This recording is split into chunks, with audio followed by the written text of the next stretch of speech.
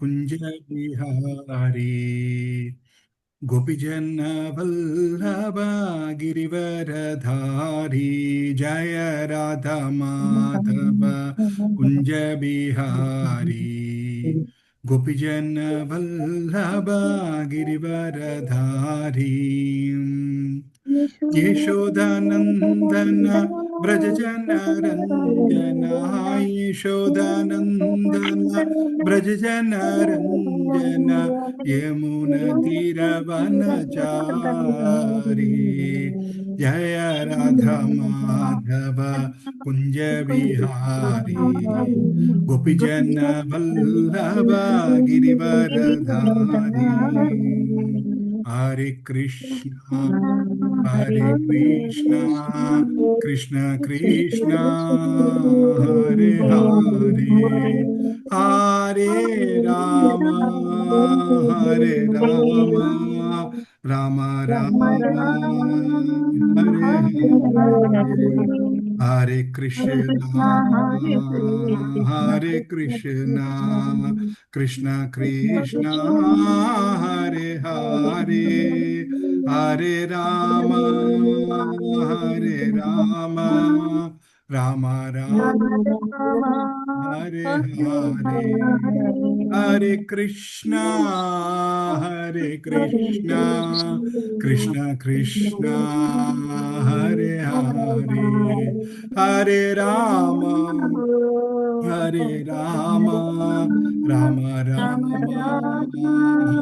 हरे అందరూ దామోదాష్టకం చేసి భగవంతుడికి రోజు నెయ్యి దీపం చూపిస్తున్నారా? చూపిస్తున్నాం Prabhuji. Very good, very good. అది మాత్రం తప్పకుండా చేయండి. అది మాత్రం మిస్ అవ్వద్దు. మనం చేసే విషయాల్లో అది చాలా ముఖ్యమైనది. ఎందుకంటే మనం భక్తి సరిగ్గా చేయం. కనీసం అదన్నా మనం చేస్తే స్వామి గుర్తుపెట్టుకుంటాడు అనమాట. ఎలాగో మనం మాల చేస్తున్నప్పుడు మన మనసు అంతా ఎటో తిరుగుతూ ఉంటుంది. 16 మాలలకి 16,000 చోట్లకి వెళ్తుంది మన మనసు. అంతేనా Mataji? Sushila Mataji 16,000 1,60,000? Right, very good. So మీరందరూ దామోదరాష్టకం చేస్తున్నారు కాబట్టి నేను అది పాడట్లేదు. ఇంకో పాట పాడతాను. చౌరాష్టకం అని ఇంతకుముందు 1-2 సార్లు పాడుకున్నాం, బిల్వమంగళ ఠాకూర్ గారిది. వ్రజే ప్రసీదం నవనీత చౌరం. ఎవరన్నా పాడతారమ్మా ఇది? ఎవరికన్నా వచ్చా? నేర్చుకున్నారా? కాదు, మీరు ఎవరన్నా నేర్చుకున్నారంటే పాడండి. హాఫ్ అయితే వస్తుంది ప్రభుజీ. సరే, హాఫ్ పాడండి, మిగతా హాఫ్ నేను అందుకుంటాను. పాడండి మాతాజీ, శిరీష మాతాజీ. వ్రజే ప్రసీదం నవనీత చోరం గోపాంగనానాంచ దూకూల చౌరం. వ్రజే ప్రసీదం నవనీత చోరం గోపాంగనానాం చ దూకూల చౌరం. అనేక జన్మార్జిత పాప చౌరం చౌరాగ్రగణ్యం పురుషం నమామి. అనేక జన్మార్జిత పాప చౌరం చౌరాగ్రగణ్యం పురుషం నమామి. శ్రీరాధికాయాయ హృదయస్య చౌరం నవాంబుదాశ్యామలాకాంతి చౌరం. శ్రీరాధికాయాయ హృదయస్య చౌరం నవాంబుదాశ్యామలాకాంతి చౌరం. పాదాశ్రితానాం చ సమస్త చౌరం చౌరాగ్రగణ్యం పురుషం నమామి. పాదాశ్రితానాం చ సమస్త చౌరం చౌరాగ్రగణ్యం పురుషం నమామి. ఆకించినీకృత్య పాదాశ్రితం యః కరోతి భిక్షుం పతిగేహహీనం. ఆకించినీకృత్య పాదాశ్రితం యః కరోతి భిక్షుం పతిగేహహీనం.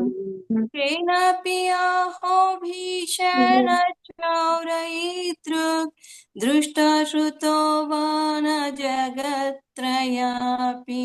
केनाप्यहो भीषणाचौरयीदृक् दृष्टाश्रुतो वा न जागत्रयापि यदीयनामापि हरति अशेषं गिरिप्रसारानपि पापराशिन् यदीयनामापि हरति अशेषम् गिरिप्रसारम् अपि पापराशु आश्चर्यरूपो ननु चौरयीदृक् दृष्टा श्रुतो वा न मया कदापि आश्चर्यरूपो ननु चौरयीदृक् दृष्टाश्रुतो वा न माया कदापि धनं च मानं च तथेन्द्रियाणि प्राणं च हृत्वा मम सर्वमेव दानं च धनं च मानं च मानं च ततीन्द्रियाणि प्राणं च भूत्वा मम सर्वमेव पालायसे कुत्र द्रुतो च चोर त्वं भक्तिदाम्नासि माया निरुद्धा पालायसे कुत्र द्यूतो जचौर त्वं भक्तिदाम्नासि मायानिरूढा भिनसि घोरं यमपाशबन्धं भिनसि भीमं भवपाशबन्धम् चीनसि घोरं यमपाशबन्धम् भिनत्सि भीमं भवपाशबन्धम् भिनसि सर्वस्य समस्तबन्धं नैवात्मनो भक्तकृतान्तु बन्धम् क्षीणसि सर्वस्य समस्तबन्धम् नैवात्मनो भक्तकृतं तु बन्धम् मन्मानसे तामसा घोरे कारागृहे दुःखमाया निबद्धा मन्मानसे तामसारासि घोरे कारागृहदुःखमाया निबद्धा लाभस्व हे चौरहारे चिराय स्वचौर्यदोषोचितमेव दन्नम् लाभस्व हे चौरहारे चिघ्राय स्वचौर्यदोषोचितमेव दन्तम् कारागृहे वस सदा हृदये मदीये मद्भक्तिपाशदृढबन्धननिश्चल सन् कारागृहे वसा सदा हृदये मदीये मद्भक्तिपाशदृढबन्धननिश्चला त्वां कृष्ण कोटिशतान्तरेऽपि सर्वस्य चाहं हृदयं विमोचयामि त्वां कृष्ण हे प्रणयकोटिशतान्तरेऽपि सर्वस्य चोर हृदయం నహి మోచయామి. వెరీ గుడ్ మాతాజీ, సగమే అన్నారు, చక్కగా పాడారు. అప్పుడు మీకు నేర్చుకుంటాను ప్రభుజీ. Very nice. దామోదర అష్టకం పట్టుకున్నాను, దామోదర అష్టకం నేర్చుకోవాలని అది నేర్చుకున్నాను. ఇది కొంచెం బ్రేక్ ఇచ్చిన ప్రభుజీ. That's good Mataji. మీకున్న సిన్సియారిటీలో 10% నాకుంటే ఎంత బాగుంటే నేను ఎప్పుడు అనుకుంటా ఉంటాను. అయ్యో ఏం లేదు ప్రభుజీ, అసలు అది ఉంటే ఇంకా టైం కేటాయించలేకపోతున్నానని కొంచెం బాధ అనిపిస్తుంది. కొంచెం కారాగృహే వసా హృదయే మదీయే మద్భక్తిపాశదృఢబంధన నిశ్చలా త్వాం కృష్ణ హే ప్రళయకోటిశతాంతరేపి సర్వస్య చోర హృదయం నహి మోచయామి. Hare Krishna Hare Krishna. Right, okay. Prayers ఎవరు చేస్తారమ్మా? సునీత మాతాజీ ప్రేయర్స్ చేస్తారా? చేస్తాను ప్రభుజీ. చేయండి అమ్మా. హరే కృష్ణ. ఓం అజ్ఞానతిమిరాంధస్య జ్ఞానం జనశలకయా చక్షుర్న్మిళితం యేన తస్మై శ్రీ గురవే నమః. శ్రీ చైతన్య మనోభీష్టం స్థాపితం యేన భూతలే స్వయం రూపః కదా మహ్యం దదాతి స్వపదాంతికం. వందేహం శ్రీగురుం శ్రీయుతపదకమలం శ్రీగురున్ వైష్ణవాంచ శ్రీరూపం సాగ్రజాతం సహగణ రఘునాథాన్వితం తం సజీవం సాద్వైతం సావధూతం పరిజన సహితం కృష్ణ చైతన్య దేవం శ్రీ రాధా కృష్ణ పాదన్ సహగణ లలితా శ్రీ విశాఖాన్వితాంచ. హే కృష్ణ కరుణా సింధో దీన బంధో జగద్గురు గోపికా కాంత రాధా కాంత నమోస్తుతే. తప్త కాంచన గౌరాంగి రాధే వృందావనేశ్వరి వృషభానుసుతే దేవి ప్రణమామి హరిప్రియే. వాంఛాకల్పతరుభ్యశ్చ కృపా సింధుభ్యేవ చ పతితానాం పావనేభ్యో వైష్ణవేభ్యో నమో నమః. జయ శ్రీ కృష్ణ చైతన్య ప్రభు నిత్యానంద శ్రీ అద్వైత గదాధర శ్రీవాసాది గౌర భక్త బృంద. హరే కృష్ణ కృష్ణ కృష్ణ హరే హరే హరే రామ రామ రామ హరే హరే. ఓం నమో భగవతే వాసుదేవాయ. ఓం నమో భగవతే వాసుదేవాయ. ఓం నమో భగవతే వాసుదేవాయ. నారాయణ నమస్కృత్యం నరం చైవ నరోత్తమం దేవి సరస్వతి వ్యాసం తతో జయముదీర్యేత్. నష్టప్రాయేష్వ భద్రేషు నిత్యం భాగవత సేవయా. భాగవతి ఉత్తమ శ్లోకే భక్తిర్భవతి నైష్టికి. కృష్ణాయ వాసుదేవాయ దేవకీ నందనాయ చ నందగోపకుమారాయ గోవిందాయ నమో నమః. నమో మహావదన్యాయ కృష్ణ ప్రేమ ప్రదాయతే కృష్ణాయ కృష్ణ చైతన్య నామ్నే గౌరత్విషే నమః. నమః పంకజనాభాయ నమః పంకజమాలినే నమః పంకజనేత్రాయ నమస్తే పంకజాగ్రియే. నమో బ్రహ్మణ్య దేవాయ గో బ్రహ్మణ్య హితాయ చ జగద్హితాయ కృష్ణాయ గోవిందాయ నమో నమః. హరే కృష్ణ కృష్ణ కృష్ణ హరే హరే హరే రామ రామ రామ హరే హరే. నమో విష్ణుపాదాయ కృష్ణ ప్రేష్టాయ భూతలే శ్రీమతే భక్తి వేదాంత స్వామినీతి నామినే. నమస్తే సారస్వతే దేవే గౌరవాణి ప్రచారిణే నిర్విశేష శూన్యవాది పాశ్చాత్య దేశ తారిణే. జయ శ్రీ కృష్ణ చైతన్య ప్రభు నిత్యానంద శ్రీ అద్వైత గదాధర శ్రీవాసాది గౌర భక్త బృంద. హరే కృష్ణ. హరే కృష్ణ. హరే కృష్ణ. థ్యాంక్ యూ మాతాజీ. దండవత్ ప్రణామ్. Very good. అందరికీ ప్రార్థనలు ఎలా చేయాలి రావాలి, ప్లస్ నోటికి కూడా రావాలి. ఒకళ్ళు రాకపోతే 4-5 సార్లు విని నేర్చుకోండి. అది చాలా చాలా ఇంపార్టెంట్. మన ప్రేయర్స్ ఎక్కడున్నా సరే చేసుకునేట్టు ఉండాలి. ట్రైన్లో ఉన్నా ఈ ప్రేయర్స్ చేసుకోగలిగేట్టుగా మనం ఉండాలన్నమాట. అది నోటికి వచ్చినాయి ప్రభుజీ అవి. వచ్చేసి అంటే అందరికీ అడుగుతున్నానమ్మా. నాకు మీకు వచ్చిందని గుర్తుంది, శిరీష మాతాజీకి వచ్చిందని గుర్తుంది, సుశీల మాతాజీ కూడా వచ్చాను అనుకుంటున్నాను నేను. అంటే ప్రభుజీ మేము గౌడి మఠంకి వెళ్తాం కదా, మేము వందేహం దగ్గర నుంచి చెప్తాం ప్రభుజీ. అందుకని కొంచెం వెనక్కి ముందుకు వస్తున్నాయి మాకు, అందుకని కొంచెం మేము కన్ఫ్యూజన్. ఓ ఓకే ఓకే. గౌడీ మఠంలో కొంచెం అంటే నమాం విష్ణుపాదాయ అన్నది వాళ్ళు భక్తి సిద్ధాంత సరస్వతి ఠాకూర్ గురించి చెప్తారు. వాళ్ళు శ్రీల ప్రభుపాద గురించి చెప్పరు అనమాట గౌడీ మఠంలో. అది కొంచెం కన్ఫ్యూజ్ అవుతున్నాం. అంటే వచ్చినాయి కదా, ఏది ముందు ఏదైనా కన్నది కొంచెం కన్ఫ్యూజ్ అవుతుంది. ఎందుకంటే ఇప్పుడు ఏమవుతుందంటే అమ్మా, భక్తి సిద్ధాంత సరస్వతి ఠాకూర్ గారు శిష్యుడు శ్రీల ప్రభుపాద గారు.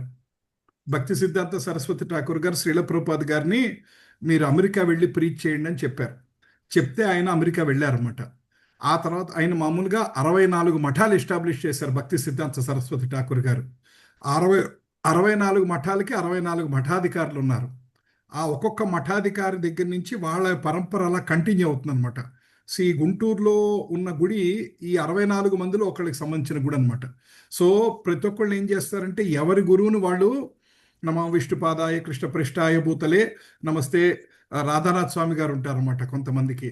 నమస్తే రాధానాథ్ స్వామి ఇది నామిని అంటారు, కొంతమంది నమస్తే చారు స్వామి, కొంతమంది నమస్తే జయపతాక స్వామి ఇది నామిని అంటారు అనమాట. సో ఎవరి గురువుని వాళ్ళు తలుచుకొని పరమ గురువుని తలుచుకుంటారు. గౌడీ మఠంలో ఏంటంటే వాళ్ళ గురువుని తలుచుకొని పరమ గురువుగా భక్తి సిద్ధార్థ సరస్వతి ఠాకూర్ గారిని తలుచుకుంటారు. ఇస్కాన్లో ఏంటంటే పరమ గురువుగా శ్రీల ప్రభుపాద్ గారినే తలుచుకుంటారు. ఇంకా ఎవరన్నా సరే, ఇప్పుడు ఆయన శిష్యుల దగ్గర దీక్ష తీసుకున్న వాళ్ళు అవనండి, ఆయన శిష్యుల దగ్గర తీసుకున్న వాళ్ళు అవనండి, ఎవరన్నా ఆయన సంస్థాపనాచార్యులు కాబట్టి ఇంకా ఆయన గురించి ఆలోచిస్తుంటాం. మా ఎవరిది గీతలు పడుతున్నాయి, ఎవరిదో ఫోన్ యూజ్ చేయడం తెలియట్లేదు అనుకుంటా. ఆ ప్రార్థనల మీనింగ్స్ కూడా ఒకసారి పంపండి ప్రభుజీ కొంచెం. ఎస్ మాతాజీ, మీరు అడిగారు. అంటే అవి బాగా మనసులో నిలిచిపోతాయి కదా, మీనింగ్ ఎస్ ఎస్ మాతాజీ, ప్రార్థన తెలుసుకొని చేయటం మంచిది కూడా. Clear all drawings. Okay, right right. ఇప్పుడు మనం మన ముఖ్యమైన దీంట్లోకి వెళ్తున్నాం. మనం ఇవాళ ఇప్పుడు వరకు మనం భగవద్గీత చదువుకున్నాం. భగవద్గీత తర్వాత ఏం చేసామండి? భగవద్గీత తర్వాత బ్రహ్మ సంహిత నేర్చుకున్నాం. బ్రహ్మ సంహిత తర్వాత ముకుందమాల స్తోత్రం నేర్చుకున్నాం. సో మీరేం చేస్తున్నారంటే నన్ను ఇరకాటంలో వేస్తున్నారు, నా శక్తికి మించినవన్నీ మాట్లాడిస్తున్నారు నా చేత. అంటే ఒక ఎల్కేజీ స్టూడెంట్ చేతిలో పిహెచ్డి పుస్తకాలు పెట్టి ప్రభుజీ ఇది మీరు నాకు ఎక్స్ప్లెయిన్ చేస్తారా మీరు అడుగుతున్నారు అనమాట. సో అట్లా నాకు మీరు మాస్టర్స్ పుస్తకాలన్నీ ఎల్కేజీ స్టూడెంట్ల చేతిలో పెట్టి ఎక్స్ప్లెయిన్ చేయమంటున్నారు. నేనేమో విశ్వ ప్రయత్నం చేసి నాకు తెలిసిందేదో అర్థం చేసుకొని క్లాసులు విని నోట్స్ రాసుకొని 4 ముక్కలు మీకు చెప్తున్నాను. అది ఎంతవరకు మీకు సహాయపడుతుందో నాకు తెలియదు కానీ బట్ ఈ పద్ధతిలో ఏంటంటే నేను చాలా నేర్చుకుంటున్నాను అది. సో నా కోసం నేను క్లాసులు చెప్తున్నాను అనమాట. నేను ప్రతిసారి క్లాస్ చేసేపోతుంది అనుకుంటాను, ఇవాళ క్లాస్ ఎవరి కోసం చెప్తున్నాను? నా కోసం నేను చెప్తున్నాను, నా ఉద్ధారణ కోసం నేను చెప్తున్నాను అని అది మరీ గుర్తు చేసుకుని మనం క్లాస్లోకి వెళ్దాం. మీకుండే కొంచెం టైంలో మరి మీరు కష్టపడి చేస్తున్నారంటేనే మా కోసం మేము థ్యాంక్స్ చెప్పాలా ప్రభుజీ ఫస్ట్ ఆఫ్ ఆల్. పర్లేదమ్మా. మెయిన్ ఛాలెంజ్ ఏంటంటే తెలుగు కదా, అదే ఇంగ్లీష్ అనుకోండి చాలా చోట్ల రెడీమేడ్ మెటీరియల్ ఉంటుంది, నేనేం కష్టపడకుండా ఆన్లైన్లో ఉంటుంది, అది అట్లా చూపిస్తూ మీకు ఎక్స్ప్లెయిన్ చేసుకుంటూ వెళ్ళిపోవచ్చాను. తెలుగు అనేసరికి నేను ఇంకా అవి తీసుకొని దాన్ని తెలుగులో ట్రాన్స్లేట్ చేసి మీనింగ్ ఆన్లైన్ ట్రాన్స్లేషన్ ఏంటంటే 70% కరెక్ట్గా చేస్తుంది, 30% తప్పు చేస్తుంది, మళ్ళీ అది కరెక్ట్ చేసుకుంటూ అట్లా పెట్టుకుంటూ అట్లా అనమాట. కొన్ని అయితే తెలుగులో దొరకవు, లైక్ శిక్షాష్టకం నాకు ఎక్కడ తెలుగులో దొరకలా, బట్ వీలైనంత వరకు చేసుకుని తీసుకొచ్చాను. దట్స్ ఓకే, పర్లేదు. మీకు నేను అందరికీ నిన్న శిక్షాష్టకం ప్రేయర్సును తర్వాత అది ఎలా పాడాలో దీపమాతాజీ మా గ్రూప్ లో ఉన్నారు, ఆవిడ చేత రికార్డింగ్ చేసి పంపించాను, విన్నారా? కొద్దిగా విన్నారు కదా. అది మీరు 4-5 సార్లు వినటానికి అలవాటు చేసుకోండి. ఈ ప్రార్థనలు కూడా మనకి నోటికి రావాలి. ఇవి చాలా చాలా ముఖ్యమైన ప్రార్థనలు అనమాట. ఇంకా నేను మీకు యాక్చువల్గా ఎప్పుడో చెప్పాలి, చాలా 1 సంవత్సరం లేట్గా చెప్తున్నట్టు. యాక్చువల్గా ఏంటంటే గౌడీ వైష్ణవ సంప్రదాయంలో ప్రతిరోజు నమో విష్ణుపాదాయ, ఓం అజ్ఞాన తిమిరాంధస్య, నారాయణం నమస్కృత్యం, ఇవన్నీ తర్వాత ఏంటంటే ఈ శిక్షాష్టకం ప్రేయర్సు, తర్వాత 10 అపరాధాలు నామాపరాధాలని మీరు గౌడీ మఠంలో వినుంటారు. మీరు నామాపరాధాలు రోజు పూజలో చెప్తారనమాట. మీరు విన్నారో లేదో అవి కూడా మాట్లాడుకుందాం. ఇవాళ వస్తుంది దాని గురించి టాపిక్ కూడా. ఇవన్నీ ప్రతినిత్యం మనం చేసుకోవాల్సింది అనమాట యాక్చువల్గా. రైట్. మీ అందరికీ చైతన్య మహాప్రభు అంటే ఎవరో తెలుసు, మీకు చాలాసార్లు ఎక్స్ప్లెయిన్ చేశాను. సాక్షాత్తు కలియుగంలో ఎప్పుడైతే శ్రీకృష్ణుడు మనకి ద్వాపరయుగం అయిపోగానే ఆయన అవతారం చాలించి శరీరం వదిలేసేసి, అంటే ఇక్కడ ఈ భౌతిక శరీరం నుంచి ఆయన దూరంగా, యాక్చువల్గా భౌతిక శరీరం అని కూడా అనకూడదు, ఎందుకంటే స్వామి ఇక్కడ ఉన్నప్పుడు కూడా ఆధ్యాత్మిక శరీరమే అయింది. మనలాంటి శరీరం కాదు, వృద్ధాప్యం వచ్చే శరీరం, పడిపోయే శరీరం, రోగాలు వచ్చే శరీరం కాదు, ఆయనది ఆధ్యాత్మిక శరీరం. ఆ ఆధ్యాత్మిక శరీరంతో స్వామి ఆయన తన ధనధామం అయిన గోలోక బృందావనానికి వెళ్ళిపోతారు అన్నమాట. గోలోక బృందావనానికి వెళ్ళిపోయాక చాలామంది ఋషులు అందరూ స్వామి నువ్వు వెళ్ళిపోయాక మళ్ళీ ధర్మం తప్పుతోంది, మనకి పరీక్షిత్ మహారాజ్ స్టోరీ ఇవన్నీ కూడా మనం మాట్లాడుకుని మీ అందరికీ తెలుసు. సో ధర్మం తప్పుతోంది ఏంటి అంటే ఆయన శ్రీమద్ భాగవతాన్ని పంపించారంట భూమి మీదకి. శ్రీమద్ భాగవతానికి పంపించి మీరు ఈ శ్రీమద్ భాగవతాన్ని ఎవరైతే చదువుతారో వాళ్ళు నా దగ్గరికి చేరుకుంటారు, అది అమల పురాణం అని చెప్తారన్నమాట. శ్రీమద్ భాగవతం యొక్క గొప్పదనంగా చెప్తారు. సో మనం శ్రీమద్ భాగవతం పంపించినా సరే చాలామంది మనలాంటి వాళ్ళు చదవరు. సో అప్పుడు భగవంతుడు ఏం చేశాడంటే హరినామాన్ని పంపించాడు. ఎక్కడి నుంచి? శాశ్వత గోలోక బృందావనం నుంచి. ఈ హరినామం అన్నది భౌతికమైనగా ఇట్లా మన పేరు లాంటిది, ఇక్కడ తయారైన పేరు కాదు. ఇది శాశ్వతమైన గోలోక బృందావనం నుంచి వచ్చిన పరమ పవిత్రమైన నామం అన్నమాట హరినామం. హరే కృష్ణ కృష్ణ కృష్ణ హరే హరే, హరే రామ రామ రామ హరే హరే. ఈ మంత్రం అనేది గోలోక బృందావనం నుంచి వచ్చింది. ఆయన అంటారు, స్వామి ఈ మంత్రం ఎవరైతే చేస్తారో వారు ఉద్ధరించబడతారు, ఎవరైతే ఈ మంత్రం చేస్తారో, ఈ భాగవతం చదువుకుంటారో వాళ్ళు ఇంకేమీ చేయక్కర్లేదు, జస్ట్ ఈ మంత్రం చేసుకుంటూ భాగవతం చదువుకుంటూ వాళ్ళ సంసారాన్ని ఈదుకుంటూ కూడా నా దగ్గరికి చేరుకోగలుగుతారు అని ఆయన సింప్లిఫై చేసేస్తారు. అయినా సరే మనలాంటి వాళ్ళు అన్ని పక్కన పెట్టేశాం. అటు నామం చేయట్లేదు, ఇటు భాగవతం చదవట్లేదు. అప్పుడు భగవంతుడు కనిపించిందంట. ఇలాంటి వాళ్ళకి ఏం చేయాలని పాపం ఆయన తలకొట్టుకొని, నేనే దిగి వస్తాను, నేనే దిగి వచ్చి ఈసారి భగవంతుడిలాగా రాను, ఈసారి భక్తుడిలాగా వస్తాను. భక్తుడిలాగా వచ్చి భక్తి అనేది ఎలా చేయాలి, ఇప్పుడు భగవంతుడు వచ్చి నన్ను భక్తి చేయండి అని చెప్తే అలాగే అని తలుపుతాం, కానీ మళ్ళీ ఎలా చేయాలి స్వామి అనే క్వశ్చన్ మనకు ఉండిపోతుంది అనమాట. అందుకని ఆచార్య అంటారు. ఆచార్య అంటే అర్థం ఏంటంటే ఆచరించి చూపించేవారు.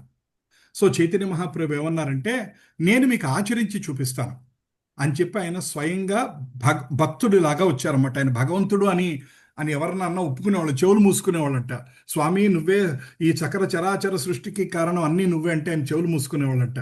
నేను భక్తుడి రూపంలో, దాన్ని చెన్న అవతారం అంటారు. చెన్న అవతారం అంటే రహస్య అవతారం. అందుకనే అందరికీ మత్స్య కూర్మ వరాహ వామన నరసింహ ఇవన్నీ పరశురామ రామ కృష్ణ కల్కి బుద్ధ ఈ అవతారాలని అందరికీ తెలుసు. కానీ చైతన్య మహాప్రభు యొక్క అవతారం అందరికీ తెలియదు. ఓన్లీ గౌడీయ సాంప్రదాయంలో ఎవరైతే ఉన్నారో వాళ్ళకే ఈ సాంప్రదాయం, ఈయన యొక్క గొప్పతనం గురించి తెలుసు అనమాట. అందరికీ తెలియదు. అందుకనే చాలా మంది మీరు మీ చుట్టాల్లో ఎవరన్నా మీకు చైతన్య మహాప్రభు తెలుసా అంటే తెలియదు అంటారు. అట్లీస్ట్ దేవుడి దయ వల్ల ఇప్పుడు ఈ సాంప్రదాయం చాలా పెద్దదైంది. కొన్ని లక్షల మంది ఇస్కాను, గౌడీ మఠం మొదలగు ఈ సాంప్రదాయాలన్నింటిలో వాళ్ళు ఫాలో అవుతున్నారు. కాబట్టి చాలా మందికి చైతన్య మహాప్రభు గురించి తెలుసు. ఇప్పటికీ చైతన్య మహాప్రభు అంటే ఎవరండి అని అడిగేవాళ్ళు ఇంకా చాలా మంది ఉంటారు. సో స్వామి భక్తుడిలాగా వచ్చి భక్తి ఎలా ఆచరించాలి, ఈ కలియుగంలో అన్నిటికన్నా ఉత్తమైనది హరినామ సంకీర్తన. సో ఆ హరినామ సంకీర్తన ఎలా చేయాలి, భక్తుడి జీవితం ఎలా వెళ్ళబుచ్చాలి, భక్తులకు ఉండాల్సిన లక్షణాలు ఏంటి, ఏమి చెయ్యాలి ఏమి చేయకూడదు, ఇట్లా చాలా విషయాలు ఆయన తెలియజేశారన్నమాట. సో ఆయన యాక్చువల్గా ఆయన శిష్యులుగా మన షడ్ గోస్వాములు మీకు చెప్పాను కదండి, రూప గోస్వామి, సనాతన గోస్వామి, రఘునాథ దాస గోస్వామి, రఘునాథ భట్ట గోస్వామి, గోపాల భట్ట గోస్వామి, జీవ గోస్వామి, ఈ 6 గోస్వాముల్ని ఆయన ప్రధాన శిష్యులుగా ఆయన తీసుకున్నారన్నమాట. ఎక్కడెక్కడో ఉన్నారు. అందులో రూప గోస్వామి, సనాతన గోస్వామి అయితే ఒక ఆయన ముస్లిం దగ్గర, ఒక ఆయన ఫైనాన్స్ మినిస్టర్, ఒక ఆయన హోమ్ మినిస్టర్. అటువంటి ఉన్నత పదవులు, హోమ్ మినిస్టర్, ఫైనాన్స్ మినిస్టర్ అంటే మీరు ఊహించాలంటే, ఇప్పుడు ఫర్ ఎగ్జాంపుల్ మన అమిత్ షా గారు ఉన్నారు, హోమ్ మినిస్టర్. ఆయన రేపు పొద్దున వచ్చి సన్యాసం తీసుకుంటే మనకి ఎంత ఆశ్చర్యంగా ఉంటుంది, హోమ్ మినిస్టర్ లెవెల్లో ఉన్న వ్యక్తి. అట్లా వాళ్ళ దగ్గర ఎంత ధనరాశి ఉండేదంటే అంత ధనరాశి ఉండేదంట. ఎందుకంటే హోమ్ మినిస్టర్, ఫైనాన్స్ మినిస్టర్ అంటే ఒక ముస్లిం టైంలో మీరు ఊహించవచ్చు. అంత ధనరాశిని వాళ్ళు వదిలేసేసి తుచ్చమని అనుకొని చైతన్య మహాప్రభు యొక్క మాట వినటం కోసం ఆయన దగ్గరికి చిన్న కౌపీనం కట్టుకొని నోట్లో దాన్ని ఏమంటారంటే కుశా గ్రాస్ పెట్టుకొని ఉంటారంటే, స్వామితో మాట్లాడుతున్నప్పుడు ఎదురు నుంచొని మాట్లాడకుండా కుశా గ్రాస్ పెట్టుకొని ఆయనతోటి, స్వామి నాకు మీరు మార్గాన్ని బోధించండి అని చెప్పి వాళ్ళు ఆ స్వామిని అడుగుతారంట. అప్పుడు వాళ్ళకి ఏం చెప్పారంటే ఆయన, మీరు వైష్ణవ సాంప్రదాయాన్ని పెంపొందించండి, బోళ్ళన్ని రచనలు చేయండి, తర్వాత అందరినీ భక్తి మార్గంలో నడిపించండి, తర్వాత వృందావనాన్ని వెలికి తీయండి అన్నారన్నమాట. సో అంతకుముందు ఏంటంటే, ఇప్పుడు ఫలానా స్థలం ఇక్కడ వంశీవట ఉంది, ఇక్కడ కాళీయ ఘాట్ ఉంది, ఇవన్నీ ఏంటంటే ఈ 500 సంవత్సరాల క్రితం అన్ని మరుగున పడిపోయినాయి. ఈ 5000 సంవత్సరాలను చాలా మరుగున పడిపోయినాయి. ఇప్పుడు మన ఊరే 30 ఏళ్లలో 40 ఏళ్లలో చాలా మారిపోతున్నాయి. ఎక్కడెక్కడ హైవే వస్తుందో, ఎక్కడెక్కడ ఫ్లైఓవర్లు వస్తున్నాయో మనకే. ఇప్పుడు నేను సికింద్రాబాద్ వెళ్తే నేను గుర్తుపట్టలేకపోయాను. నేను 25 ఏళ్ల క్రితం అక్కడ ఉండేవాళ్ళం. మన ఈ మధ్య అక్కడికి వెళ్తే చాలా కన్ఫ్యూజ్ అయిపోయాను, ఎటెల్లలో నాకే అర్థం కాలేదు. అలాంటిది 500 సంవత్సరాలకి ఎంత మారిపోతుందో మీరు ఆలోచించండి. సో 5,000 సంవత్సరాలు అయిపోయింది కలియుగం స్టార్ట్ అయిపోయి. సో అంతా మారిపోయింది. అప్పుడు వాళ్ళు ఆ గురువు యొక్క శక్తితో, ఈ షడ్గోస్వాములు వెళ్ళి వాళ్ళు తన తపశ్శక్తితోటి వాళ్ళు ఒక్కొక్క లీలాస్థలిని వెలికి తీశారన్నమాట. లీలాస్థలిని వెలికి తీసి తర్వాత వృందావనంలో ఆ టెంపుల్స్ అన్ని ఎస్టాబ్లిష్ చేశారు. రాధా గోవిందదేవ్, రాధా మదన మోహన్, రాధా మాధవ్, రాధా వల్లభ, రాధా గోవిందదేవ్, గోవిందదేవ్, రాధా గోపీనాథ్, ఇట్లా ఈ అన్ని టెంపుల్స్ అన్ని ఎస్టాబ్లిష్ చేశారు. అందుకనే బృందావనం వెళ్తే మాత్రం చాలా మంది ఏం చేస్తారంటే తెలియక జస్ట్ ప్రేమ్ మందిర్ ఒకటి, ఇస్కాన్ మందిర్ ఒకటి చూసి వచ్చేస్తుంటారు. కొద్దో గొప్ప బాంకే బిహారీ మందిర్ చూస్తుంటారు. కానీ ఇప్పుడు నేను చెప్పిన మందిరాలు ఎవరు చూడరు. ఈ షడ్గోస్వాములు ఆరుగురు టెంపుల్స్ని ఎస్టాబ్లిష్ చేశారు. లైక్ రాధా మదన్ మోహన్, రాధా గోవింద, రాధా గోపీనాథ్, ఈ టెంపుల్స్ అన్ని, రాధా రమణ్, ఈ టెంపుల్స్ అన్ని అసలు ప్రతి టెంపుల్కి ఒక స్టోరీ ఉందన్నమాట. అసలు ఈ టెంపుల్ ఎలా స్టార్ట్ అయింది, ఆ విగ్రహం ఎలా ఉద్భవించింది, ఆ విగ్రహాన్ని ఎవరు పూజించారు, ఆ పరంపర ఎలా కంటిన్యూ అయింది, ఆ స్వామి లీలలేంటి, ఇలాంటి చాలా స్టోరీస్ అనమాట. సో ఈ గౌడీయ సాంప్రదాయంలో ఎవరైతే ఉంటారో, లైక్ ఇప్పుడు మనం దాని గురించి తెలుసుకున్నాం కాబట్టి మనం ఎప్పుడన్నా బృందావనం వెళ్ళామనుకోండి, మన ఇస్కాన్ టెంపుల్తో పాటు ఈ షడ్గోస్వామి టెంపుల్స్ అన్ని ఆటో కట్టించుకొని వెళ్ళి అన్ని తిరిగి చూసి వస్తాం అనమాట. ప్రతి టెంపుల్ చూసి దాని గురించి, ఆ టెంపుల్ యొక్క గొప్పతనం ఏంటి, అక్కడ ఇదన్నీ తెలుసుకొని వస్తుంటాం అనమాట. సో ఈ ఆరుగురు గోస్వాముల్ని ఆయన ఉపదేశించారు. ఆరుగురు గోస్వాముల్లో అందరూ చాలా రాశారన్నమాట. భక్తి రసామృత సింధు, తర్వాత భక్తి రసామృత సింధు అంటే నెక్టర్ ఆఫ్ డివోషన్. తర్వాత ఉపదేశామృతం అంటే ఉపదేశాలు అన్నమాట. జస్ట్ సింపుల్ 8 శ్లోకాలు ఉంటాయి ఉపదేశామృతం. దాంట్లో కూడా ఉపదేశాలు ఇస్తారన్నమాట. చాలా బ్యూటిఫుల్గా ఉంటుంది అది కూడా. తర్వాత భక్తి రసామృత సింధు, భక్తి అంటే ఏంటి అన్నది చాలా డీటెయిల్గా ఎక్స్ప్లెయిన్ చేసుకుంటూ వచ్చారన్నమాట ఆయన. తర్వాత షడ్ సందర్భాలు అంటే కృష్ణ సందర్భ, నామ సందర్భ, ఇట్లా అన్ని చాలా సందర్భాలు ఉన్నాయన్నమాట. చాలా డీటెయిల్గా ఎక్స్ప్లెయిన్ చేసుకుంటూ వచ్చారు. వాళ్ళంతా అంత వర్ణన చేశారు. మహాప్రభు మాత్రం ఆయన ఏ పుస్తకాలు రాయలేదు. సాక్షాత్తు భగవంతుడైన ఆయన శిష్యులైన షడ్గోస్వాములు, వాళ్ళ శిష్యులు వీళ్ళందరూ గోవింద భాష్యం ఇవన్నీ చాలా రాసుకుంటూ వచ్చారు. కానీ భాగవతం మీద కమెంటరీ అంటారు. కమెంటరీ అంటే భాగవతం గురించి వ్యాఖ్యానం ఇస్ ద రైట్ వర్డ్. వ్యాఖ్యానం రాసుకుంటారు. ఉపదేశామృతం మీద వ్యాఖ్యానం, చైతన్య చరితామృతం, చైతన్య మత్త మంజూష, చైతన్య భాగవతం, ఇట్లా ఎన్నో పుస్తకాలు, కొన్ని వందల పుస్తకాలు ఆయన శిష్యులందరూ రాసుకుంటూ వచ్చారు. యాక్చువల్గా మన జీవితం అంతా అర్పణ చేసినా సరే వైష్ణవ సాంప్రదాయంలో ఉన్న పుస్తకాలన్నీ మనం చదవలేం. మన ఒక జీవితం సరిపోదు. యాక్చువల్గా పుస్తకాలన్నీ చదవాలంటేనే కనీసం ఒక 5 జన్మలు తీసుకోవాలి. 5 జన్మలు తీసుకొని 5 జన్మలు ఓన్లీ కారణం ఏంటంటే మనకు అక్షరాభ్యాసం అయిన దగ్గర నుంచి చచ్చిపోయే వరకు ఆ పుస్తకాలు చదువుకుంటూ ఉంటే ఒక 5 జన్మలకి మనకు ఒక 25% కవర్ అవుతుందో 50% కవర్ అవుతుందో నాకు తెలియదు. ఏది అక్షరాభ్యాసం అవ్వగానే స్టార్ట్ చేయాలన్నమాట పుస్తకాలు. సో అది అంత వైష్ణవ గ్రంథాలు ఉన్నాయి. అందులో మనం అతి కొద్ది గ్రంథాలే చదువుకుంటాం. మన ఇస్కాన్, మన గౌడీ సాంప్రదాయంలో ముఖ్యంగా ఏంటంటే 4 గ్రంథాలు చదువుకోమని చెప్తారు. ముఖ్యంగా ఏంటంటే ఒకటి భగవద్గీత, తర్వాత ఈశోపనిషత్తు, తర్వాత భక్తి రసామృత సింధు, తర్వాత ఉపదేశామృత సింధు. ఈ 4టిని ఎగ్జామ్స్ కూడా పెడుతుంటారు అనమాట. భక్తి శాస్త్రి అని ఒక ఎగ్జామ్ ఉంటుంది అనమాట. ఆ భక్తి శాస్త్రి అని ఒక ఎగ్జామ్ ఉంటుంది. నేను కూడా ఒక 3 సంవత్సరాలు అయింది పాస్ అయ్యి ఇవన్నీ విని దాంట్లో క్లాస్లో ఎగ్జామ్స్. మీ అందరికీ యాక్చువల్గా భగవద్గీత ఎగ్జామ్ పెట్టలేదు, నేను మర్చిపోయాం. కాకపోతే మీరందరూ ఒక్కో చాప్టర్ వైజ్ చక్కగా చాలా బ్యూటిఫుల్గా ఎక్స్ప్లెయిన్ చేశారు. సో అదే మీ అందరికి ఎగ్జామ్. ఇవాళ మిమ్మల్ని ఈ వయసులో ఇంకెక్కువ ఇబ్బంది పెట్టదలుచుకోలేదు. నేను పేపర్ మీద ఆన్సర్స్ రాసి నాకు పంపించి నేను కరెక్ట్ చేసి అంత వద్దులేండి. సో మనం ఎలాగూ ఏంటంటే సర్టిఫికేట్స్ కోసం మనం ఇదన్నీ తెలుసుకోవట్లేదు, మన జీవితాన్ని ఉద్ధరించుకోవడం కోసం మనం తెలుసుకుంటున్నాం.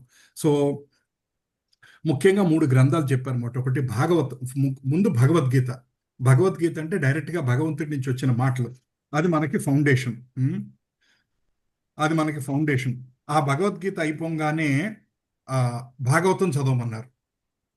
భాగవతం అయిపోగానే చైతన్య చరితామృతం చదవమన్నారు అనమాట. సో మీరందరూ కూడా ఇది మనసులో పెట్టుకోవాలి. ఎప్పటికన్నా సరే మనం భగవద్గీత, భాగవతం, చైతన్య చరితామృతం, ఈశోపనిషత్తు, ఉపదేశామృతం, భక్తి రసామృత సింధు, కనీసం ఈ గ్రంథాలు చదవాలి. భాగవతమే 25,000 పేజీలు ఉంది. 25,000 పేజీలు ఉంది. సో రోజుకి 50 పేజీలు చదువుకుంటే ఎన్నాళ్ళు పడుతుందో ఆలోచించండి. రోజు కొంతమంది 5 పేజీలే చదువుతుంటారు. అటువంటి వాళ్ళకి 4 సంవత్సరాలు, 5 సంవత్సరాలు, 6 సంవత్సరాలు కూడా పడుతూ ఉంటుంది. కానీ చదవాల్సిన గ్రంథము. మన ఊపిరి ఆగిపోయేలోపు కృష్ణుడికి చెప్పాలి, స్వామి నేను భాగవతం చదివే నీ దగ్గరికి వచ్చాను స్వామి. సో నువ్వు దయచేసి నాతో జాగ్రత్తగా డీల్ చెయ్యి, నన్ను నూనెలో ఏపించొద్దు, ఎందుకంటే నేను భాగవతం చదివి వచ్చాను. నన్ను వైకుంఠంలో ఎంట్రీ ఇవ్వు దయచేసి, భాగవతం చదివానని అడగటానికి ఉంటుంది అనమాట. వీలుంటే ఆ సర్టిఫికేట్ కూడా పట్టుకెళ్ళడానికి చూపించవచ్చు అనమాట భగవంతుడికి.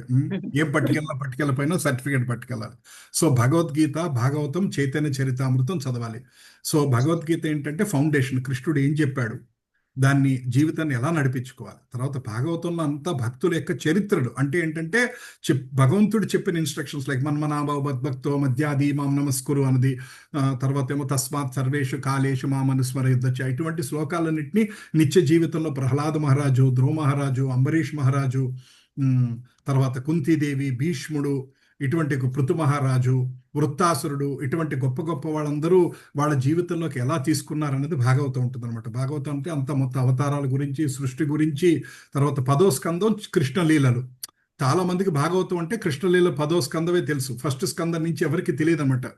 అసలు సృష్టి ఎలా స్టార్ట్ అయింది, సుఖదేవ్ గోస్వామి అంటే ఎవరు, వీళ్ళు అసలు ఆయనకు ఆ శాపం ఎందుకు వచ్చింది, ఆయన భాగవతం ఎందుకు దలుచుకున్నాడు, ఆయన్ని మునులు ఏం క్వశ్చన్స్ అడిగారు, అక్కడి నుంచి స్టార్ట్ చేసుకోవాలి. డైరెక్ట్గా 10వ స్కందం చదవద్దని మనకి శ్రీల ప్రభుపాదుల వారు చెప్తారన్నమాట. 10వ స్కందం చదవటానికే ఒక 1.5 years పడుతుంది. ఆ పుస్తకం మన చేతిలో ఉన్నా సరే అది ఫస్ట్ ముట్టుకోవద్దు, ఫస్ట్ స్కందం నుంచి వెళ్ళమని చెప్తూ ఉంటారన్నమాట ఆయన. సో అది భాగవతం అయిపోయాక చైతన్య చరితామృతంలో అంటే మొత్తం చైతన్య మహాప్రభు యొక్క చరిత్ర మొత్తం. భాగవతం అంటే కృష్ణుడి గురించి, భక్తుల గురించి, అవతారాల గురించి అన్నీ ఉంటాయి. ఇది డైరెక్ట్గా దీన్ని ఏమంటారంటే భక్తిలో పోస్ట్ గ్రాడ్యుయేషన్ అంటారన్నమాట చైతన్య చరితామృతాన్ని. సో చైతన్య చరితామృతం 3 భాగాల్లో ఉంటుంది అనమాట. ఆదిలీల, మధ్యలీల, అంత్యలీల. ఆదిలీల అంటే ఫస్ట్ స్వామి ఉన్న వయసులో చిన్నప్పుడు అనమాట ఆదిలీల. తర్వాత మధ్యలీల సన్యాసం తీసుకున్నాక. అంత్యలీల అంటే ఆయన ఆఖరిలో తర్వాత విరహభావంతో ఉండేవారు అనమాట చాలా లాస్ట్ 16 సంవత్సరాలు. సో దాన్ని ఆదిలీల, మధ్యలీల, అంత్యలీలగా ఉన్నారన్నమాట. సో మీరందరూ కూడా ఇవాళ క్లాస్లో ఉన్న వాళ్ళందరూ కూడా నేను భగవద్గీత, తర్వాత భాగవతం, తర్వాత చైతన్య చరితామృతం కూడా చదవాలి అని స్వామిని కార్తీక మాసంలో స్వామిని అడగండి. చదివేట్టుగా చూడండి అని అడగండి, ప్రయత్నాలు చేయండి. మీ ఇంట్లో భాగవతం సెట్ అందరూ తీసుకోండి. నేను మిమ్మల్ని చాలాసార్లు అడిగాను, వీళ్ళు ఎవరు చాలా మాట్లాడలేదు. ఒకవేళ మీరు ఎఫర్ట్ చేయలేకపోయినా నేను ఎవరిదో ఒకటి ద్వారా నేను డొనేట్ చేయించి మీకు పంపిస్తానన్నా సరే చాలామంది ఆలోచించారు. మనం ఆలోచించొద్దు. మీకు అర్థమయ్యే భాషలో చెప్పాలంటే భాగవతం ఒక చీర అంత కాస్ట్ లేదు. ఇవాళ ఒక మంచి చీర ఎంత ఉంటుంది మాతాజీ? అడగద్దండి అంటారా? ఎంతైనా పెట్టచ్చు ప్రభుజీ, లక్షలలో ఉన్నారు కదా ప్రభుజీ. అంటే సుమారుగా ఒక 5-6 వేలు పెడితే గానీ మంచి చీర రాదు కదా. 10,000 ప్రభుజీ. 10,000. మన భాగవతం 7,000 రూపాయలు. అంటే ఒక మంచి చీర కన్నా తక్కువ భాగవతం కాస్ట్. అసలు భాగవతం ఇంట్లో పెట్టుకోవటానికి ప్లేస్ సరిపోదని బాధపడేవాళ్ళు కొంతమంది ఉంటారు, కానీ ఎఫర్ట్ చేయని వాళ్ళు ఎవరు లేరు. ఇవాళ 6,000 రూపాయలు లేని వాళ్ళు ప్రపంచంలో అసలు ఎవరు లేరు అట్లీస్ట్. సో ఆ భాగవతం తీసుకొని నా మాటిని మీరు అందరూ డైలీ 10 పేజీలో, 15 పేజీలో, 20 పేజీలో ఎంతో కొంత చదవటం అన్నది అలవాటు చేసుకోండి. ఒకవేళ మీకు మొత్తం భాగవతం చదివటానికి ఇప్పుడు ప్రస్తుతం కుదరట్లేదని అట్లీస్ట్ ఫస్ట్ స్కందం విడిగా అమ్ముతారన్నమాట, భాగవత యొక్క రుచి అర్థం కావటం కోసం. సో అట్లీస్ట్ మీ లోకల్లో ఉన్న ఇస్కాన్ టెంపుల్లోకి వెళ్ళి 500 రూపాయలు ఇచ్చి ఫస్ట్ పుస్తకం తెచ్చుకొని అట్లీస్ట్ అదన్నా చదవటం స్టార్ట్ చేయండి. తెలుగు మీరందరూ తెలుగు కాబట్టి తెలుగులో చదవటం స్టార్ట్ చేయండి. సో తర్వాత చైతన్య చరితామృతం గురించి చెప్పాను. అటువంటి చైతన్య మహాప్రభు ఏం చేశారంటే ఆయన ఏ పుస్తకాలు రాయలేదు. ఆయన శిష్యులు కొన్ని 100,000 పుస్తకాలు రాశారు, కానీ ఆయన ఏ పుస్తకాలు రాయలేదు. ఆయన కేవలం 8 శ్లోకాలు చెప్పారు. కేవలం 8 శ్లోకాలు చెప్పారు. అదే శిక్షాష్టకం.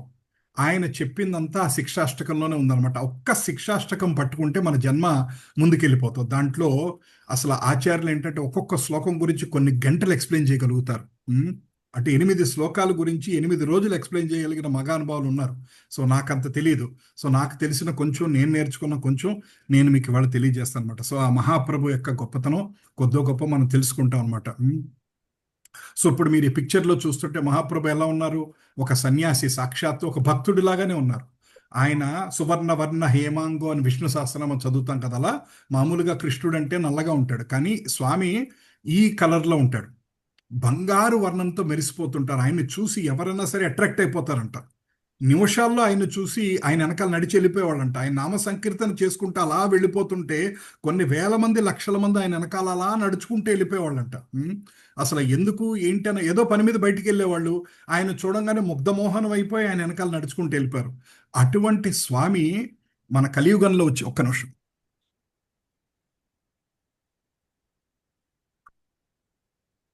ఇటువంటి స్వామి కలియుగంలో 500 సంవత్సరాల క్రితం ఈ భూమి మీద నడయాడి ఆయన వెస్ట్ బెంగాల్లో గౌడ శేషులు, అందుకనే మంది గౌడీయ సాంప్రదాయం అని ఎందుకంటారంటే గౌడ దేశం బెంగాల్లో స్టార్ట్ అయింది కాబట్టి గౌడీయ సాంప్రదాయం అంటారన్నమాట. సో ఆయన నుంచి ఆ సాంప్రదాయం స్టార్ట్ అయ్యి ఆయన ఆ, ఆయన ఏం చెప్పారు? ఆయన చెప్పింది కేవలం ఒకటే, హరినామ సంకీర్తన చేయండి. ఇంకేం చెప్పలేదు ఆయన, ఇంకేమీ చెప్పలేదు ఆయన. ఆయన చెప్పిందల్లా 24 గంటలు హరినామ సంకీర్తనం చేసుకోండి చాలు, ఈ కలియుగంలో హరినామ సంకీర్తనకి మించింది ఏం లేదు అని చెప్పి ఆయన ఆ, వీధమ్మట తిరుగుతూ మృదంగంతో కడతాలతోటి ఆ, చేసుకుంటూ పాటలు పాడుకుంటూ చేసుకుంటూ వెళ్ళేవారంట. ఆయన్ని కొంతమంది శంకరాచార్య ఫాలోవర్స్ ఆయన ఆపారంట.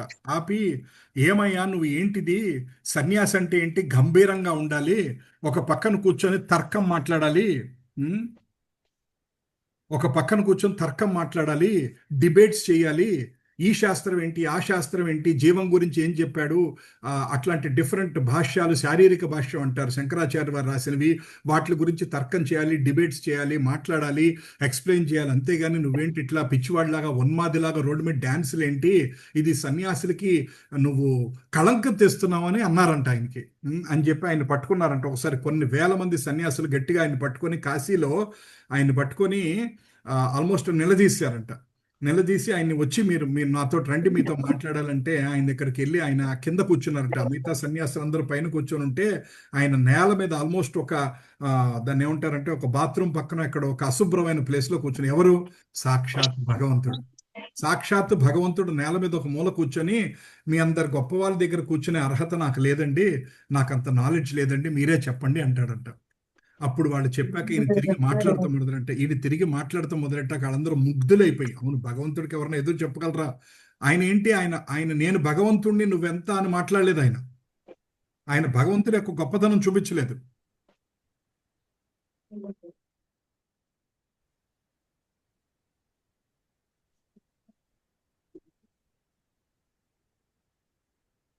సో ఆ భగవంతుడు మాటకి వాడు ఎదురు మాట్లాడలేక, ఓకే, హరినామ యొక్క సంకీర్తన యొక్క గొప్పతనం కూడా వాళ్ళు కూడా అర్థం చేసుకొని చాలా మంది ఫాలో అయ్యారనమాట. అప్పటి వరకు ఆయన అన్ని మాటలు అన్నోళ్ళు కూడా ముక్కు మీద ఏదేలేసుకున్నారంట. సో అట్లా ఆయన రోడ్డు మీద తిరుగుతూ పాడుకుంటూ ఉండేవాళ్ళంట. అదే సాంప్రదాయంలో మన శ్రీల ప్రభుపాద గారు వచ్చి ఆయన గురువు చెప్పిన మాటకి అమెరికా వెళ్ళి, అమెరికా నుంచి 108 దేశాలు తిరిగి, దేశాలన్నీ మొత్తం 108 దేశాలు 3 సార్లు తిరిగి, ఆయన శరీరం వదిలేసే లోపు 108 టెంపుల్స్ అన్ని ఎస్టాబ్లిష్ చేసి ఒక డెవలప్ చేసి వెళ్ళారన్నమాట. అక్కడి నుంచి వాళ్ళు ఇండియాకు కూడా మళ్ళీ ఇస్కాన్ అన్న సాంప్రదాయం ఇండియాకి వచ్చింది. ఇవాళ మనం ఇండియాలో కూడా ప్రతి ఊర్లో పల్లెలో కూడా మనం చూస్తున్నాం. సో ఇవాళ ఇప్పటికీ చాలా ఇప్పటికీ మహాప్రభు ఏ ఊర్లో అయితే నడుచుకుంటూ వెళ్ళారో ఆయన ఎఫెక్ట్ ఇన్ని 500 సంవత్సరాలైనా అలా ఉంది. మొన్న ఒక అతను చెప్తున్నాడు, ఒరిస్సాలో ఒక చిన్న గ్రామం ఉంది, సడన్ గా నాకు పేరు గుర్తు రావట్లేదు. మహాప్రభు వచ్చి ఒక పూట కూర్చున్నారంట అక్కడ. ఆయన ఒక పూట కూర్చున్న ఎఫెక్ట్ ఈ రోజుకి ప్రతినిత్యం హరినామ సంకీర్తన జరుగుతుంది. ఈ రోజుకి వాళ్ళ సాయంకాలం అందరూ ఊర్లో ఉన్న వాళ్ళందరూ అక్కడ గుడి దగ్గర కూర్చొని హరే కృష్ణ మహామంత్రం అరగంట సేపు చేసి వెళ్తారు. మీరు ఎవరంటే ఇస్కాన్ అనరు, గౌడీ మఠం అనరు, ఏమనరు. ఏంటంటే హరే కృష్ణ మహామంత్రం మాకు చేయటం అలవాటు అయింది అంటారు, చేస్తూనే ఉంటారు అనమాట. సో అట్లా అనేక ఊర్లో అనేక ప్లేసెస్ లో ఈ స్వామి మంత్రం అన్నది అలా నడుస్తుంది అనమాట. సో శ్రీమద్ భాగవతంలో ఏం చెప్పబడిందంటే, కృష్ణవర్ణం త్విషా కృష్ణం సాంగోపాంగాస్త్ర పార్షదం యజ్ఞై సంకీర్తన ప్రాయై యజంతి సుమేధశ. ఈ శ్లోకం చెప్తారా? కృష్ణవర్ణం త్విషా కృష్ణం సాంగోపాంగాస్త్ర పార్షదం యజ్ఞై సంకీర్తన ప్రాయై యజంతి సుమేధశ. సో భగవంతుడి గురించి ఏం చెప్తున్నారంటే ఇక్కడ భాగవతంలో 11:5:32 అంటే అర్థం ఏంటండి? 11th canto 5th chapter 32 శ్లోక. Perfect, very good. సో ఏం చెప్తున్నారంటే, కలియుగంలో బుద్ధిమంతులైన మనుషులు ఎవరైతే ఉంటారో వాళ్ళు సంకీర్తన యజ్ఞంలో వాళ్ళు పాటిస్తారు. నిత్యం హరినామాన్ని జపిస్తుంటాడు. ఆయన వర్ణం కృష్ణంలా కాకుండా పీతవర్ణం బంగారు వర్ణంగా ఉంటుంది. ఆయనతో పాటు ఆయన సహచరులు, సేవకులు, ఆయుధాలు మరియు ఆత్మీయ భక్తులు ఉంటారు. సో మనకి ఇప్పుడు మీరు కృష్ణుడు అన్నా, విష్ణువు అన్నా, రాముడు అన్నా, మత్స్యావతారం అన్నా, కూర్మావతారం అన్నా, వరాహావతారం అన్నా, ఆయన వచ్చినప్పుడు ఆయన చేతిలో ఒక ఆయుధం ఉంటుంది. మీరు ఆయుధం చూసుంటారు. ఆయుధంతో లైక్ రాముడి చేతిలో కోదండం ఉంటుంది, రావణాసురుడు చంపాడు, అనేక కరడు దర్శనాలు 14,000 మంది రాక్షసులను ఆయన హతమార్చాడు ఇట్లా. కానీ ఈయన చేతిలో అస్త్రం ఏంటో తెలుసా అండి? ఈ చేతిలో కత్తి లేదు, డాలు లేదు, గద లేదు, కౌముది గద లేదు, ఏమీ లేదు. ఆయన చేతిలో ఏముందండి? హరినామ సంకీర్తనం అన్న ఒక్క ఆయుధం ఉందంట. తర్వాత ఆయనతో పాటు వచ్చిన పార్షదులు అంటే ఎవరంట? ఆయన విష్ణులోకం నుంచి, గోలోకం నుంచి ఆయన పార్షదులు అందరూ వచ్చారు. మన ఈ షడ్గోస్వాములు, తర్వాత మన ఇప్పుడు మనం మాట్లాడుకున్న గురువులు, మంజరిలు, అష్టసఖీలు, మంజరిలు, వీళ్ళందరూ వచ్చి రకరకాల రూపాలు తీసుకొని, వాళ్ళు రాధారాణి యొక్క చెలికత్తెలు, వాళ్ళందరూ రకరకాల రూపాలు తీసుకొని భూమి మీద తిరిగి, లైక్ రూపకోస్వామి అంటే రూపమంజరి, అట్లా రకరకాల మంజర్లు, రకరకాల అష్టసఖీలు, మంజర్లు, వీళ్ళందరూ రకరకాల రూపాలు తీసుకొని కలియుగంలో స్వామి వచ్చినప్పుడు స్వామి వెనకాలే వచ్చి ఆయన యుద్ధంలో పాటించారు. ఆయన యుద్ధం ఏంటంటే సంకీర్తన యుద్ధం. సంకీర్తన యుద్ధం ఆయన యుద్ధం ఏంటి? సంకీర్తన యుద్ధం. సో ఆయన ఎవరిని ఏమన్నా, ఆయన ఏం చెప్పి మిగతా చోట్ల ఏంటంటే ఆయన కత్తితోటి, ఆయుధంతో మనుషుల్ని హతమార్చారు మిగతా యుగాల్లో. కానీ కలియుగంలో ఆయన ఏం చేశారంటే ఎవరిని హతమార్చలా. ఆయన ఏమన్నారంటే నామ సంకీర్తన తోటి మనుషుల్ని హతమార్చను, మనుషుల్లో ఉన్న అరిషడ్ గర్వాలను హతమారుస్తాను, కామ క్రోధ మోహ మదమాత్యాలను హతమారుస్తాను, మీలో ఉండే మోస ప్రవృత్తిని, చెడు ప్రవృత్తిని, మోసం చేయాలి, తప్పు చేయాలి, పాపం చేయాలన్న పాప ప్రవృత్తిని కోకటి వేళతో సహా తీసేస్తాను. పాపం తీసేయటం కాదు, పాపం చేయాలన్న ప్రవృత్తి కూడా తీసేస్తాను. అంటే అయిపోయింది కాదు, ఇక నుంచి చేయాలని కూడా అనిపించకుండా ఉండాలని చెప్పారన్నమాట. తర్వాత ధ్యేయం సదా పరిభవగ్న భవీష్టదోహం తీర్థాస్పదం శివ విరించునుతం శరణ్యం భృత్యారిహం ప్రణతపాల భవాబ్దిపోతం వందే మహాపురుషతే చరణారవిందం. నీ చరణారవిందాలను నేను వందనములు చేస్తున్నాను, అవి ఎల్లప్పుడూ ధ్యానించదగ్గవి. మానవ జీవనంలోని అవమానాలను తొలగించేవి, భక్తుల కోరికలను తీర్చేవి. శివుడు బ్రహ్మ నిత్యం వందనం చేసే తీర్థస్థానం, సమర్పితులైన భక్తులను రక్షించేవి, భవసాగరాన్ని దాటించగల దివ్య నౌక. ఇక్కడ ఏం చెప్తున్నారంటే మహాపురుషుడు అంటే ఇక్కడ మహాప్రభు అన్నమాట. ఆ మహాప్రభు ఎవరు అంటే శ్రీమద్ భాగవతంలో ఏం చెప్పారంటే శివుడు ఎవరి పాదాలను అటువంటి వాళ్ళు ఎవరు మాట్లాడుతున్నారండి.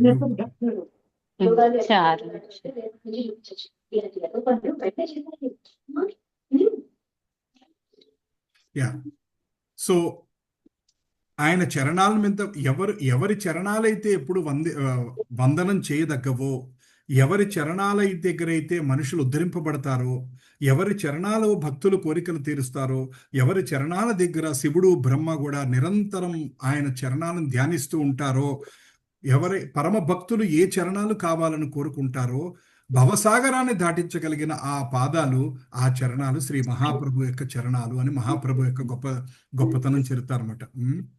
తర్వాత చైతన్య చరితామృతంలో కొన్ని శ్లోకాలు ఉన్నాయి. అనర్పిత చరిం చిరాత్ కరుణయా వర్ణ తీర్ణ కళౌ సమర్పయితుం ఉన్నతోజ్వల రసాం స్వభక్తి శ్రియం హరిపురట సుందర ద్యుతి కదంబ సంధిత సదా హృదయే కందరే స్ఫురుతువ శచీనందన. కృష్ణుణ్ణి ఏమంటారండి? యశోదానందన అంటారు, లేదా దేవకీ నందన అంటారు, లేకపోతే నందనందన అంటారు, లేకపోతే వాసుదేవ. అంటే వాళ్ళ తల్లిదండ్రులతోటి కలిపే పేర్లు ఇవన్నీ అన్నమాట. వాసుదేవ, దేవకీ నందన, లేదా యశోదానందన, నందనందన. కానీ ఇక్కడ ఏమన్నారు? శచీనందన అన్నారు. శచి అంటే శచీమాత అనమాట. అంటే కలియుగంలో మహాప్రభు ఎప్పుడైతే 500 సంవత్సరాల క్రితం గౌడ దేశంలో ఉదయించారో, ఆయన శచీదేవి అన్న ఆవిడ గర్భంలో ఆయన పుట్టారనమాట. అందుకని శచీనందన అని పిలుస్తారన్నమాట ఆయన్ని. శ్రీమతి శచీదేవి కుమారుడైన ప్రభు మీ హృదయ గృహలో నిత్యం ప్రకాశించుగాక. ఆయన కలియుగంలో అవతరించి ఇంతకు ముందు ఎప్పుడూ ఇవ్వని ఉన్నతమైన ఉజ్వల భక్తి రసాన్ని, దివ్యమైన మధుర భావ భక్తిని కరుణతో సమస్తులకు ప్రసాదించను. సో ఆయన చెప్పాను కదండి, ఇంతకు ముందు ఏ అవతారం కన్నా ఈ అవతారం పరమ మాధుర్యమైన అవతారం. ఈ అవతారంలో స్వామి ఉన్నంత కరుణగా ఇంకా ఏ అవతారం లేదంట. స్వామికి ఉన్న అనేక లక్షల కోట్ల అవతారంలో ఇంత కరుణతో ఎప్పుడూ లేడంట. కృష్ణ భగవానుడు వచ్చినప్పుడు కూడా ఇంత కరుణ చూపించలేదంట. పాత్ర అంటే అర్హులా కాదా అని కూడా చూడలేదంట. అర్హులు కాని వాళ్ళకు కూడా హరే కృష్ణ మహామంత్రం ఇచ్చేశాడు. ఉమ్. సో ఎలా ఉన్నారంటే జగై మదాయ్ అనే స్టోరీ మీకు ఒకసారి చెప్పినట్టున్నాను. వాళ్ళు జగై మదాయ్ స్టోరీ నిత్యానంద ప్రభు మీద వాళ్ళు తాగుతున్న కుండ పెంకులో కుండ పెన్ను మద్యం తాగుతూ ఆ కుండ పెంకు ఇసిరి కొడతారన్నమాట. ఇసిరి కొడితే నిత్యానంద ప్రభు నెత్తి మీద రక్తం వస్తుంది. నిత్యానంద ప్రభు అంటే సాక్షాత్తు బలరాముడు. ఒక్క నిమిషం అమ్మా.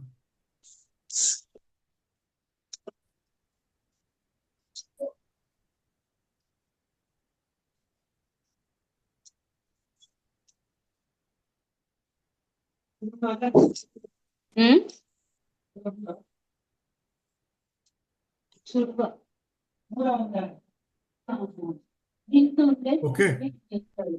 సో అటువంటి ఆ ఆ టైంలో కూడా ఆయన నిత్యానంద ప్రభు ఆయన అప్పుడు అసలు మామూలుగా ఆయన చైతన్య మహాప్రభు ఎవరి మీద కోపం చూపించేవాడు కాదంట. ఆ ఒక్క క్షణంలోనే ఆయన చేతిలో వెంటనే మన సుదర్శన చక్రం ప్రత్యక్షమైందంట వాళ్ళని చంపడానికి. వెంటనే నిత్యానంద ప్రభు అన్నారంట, స్వామి ఈ అవతారంలో మన యొక్క ప్రత్యక్ష కర్తవ్యం ఏంటి, ఎవరినన్నా సరే క్షమించగలగానంటే ఇప్పుడు వెళ్ళి ఆయన పరమ నిత్యానంద ప్రభువుని కొట్టిన వాళ్ళని కూడా కావలించుకొని హరినామాన్ని అందించారంట. సో ఈ చైతన్య మహాప్రభు ఈ 500 సంవత్సరాలు అందుకనే మనకు అప్పుడప్పుడు కన్ఫ్యూషన్ రాస్తూ ఉండొచ్చు.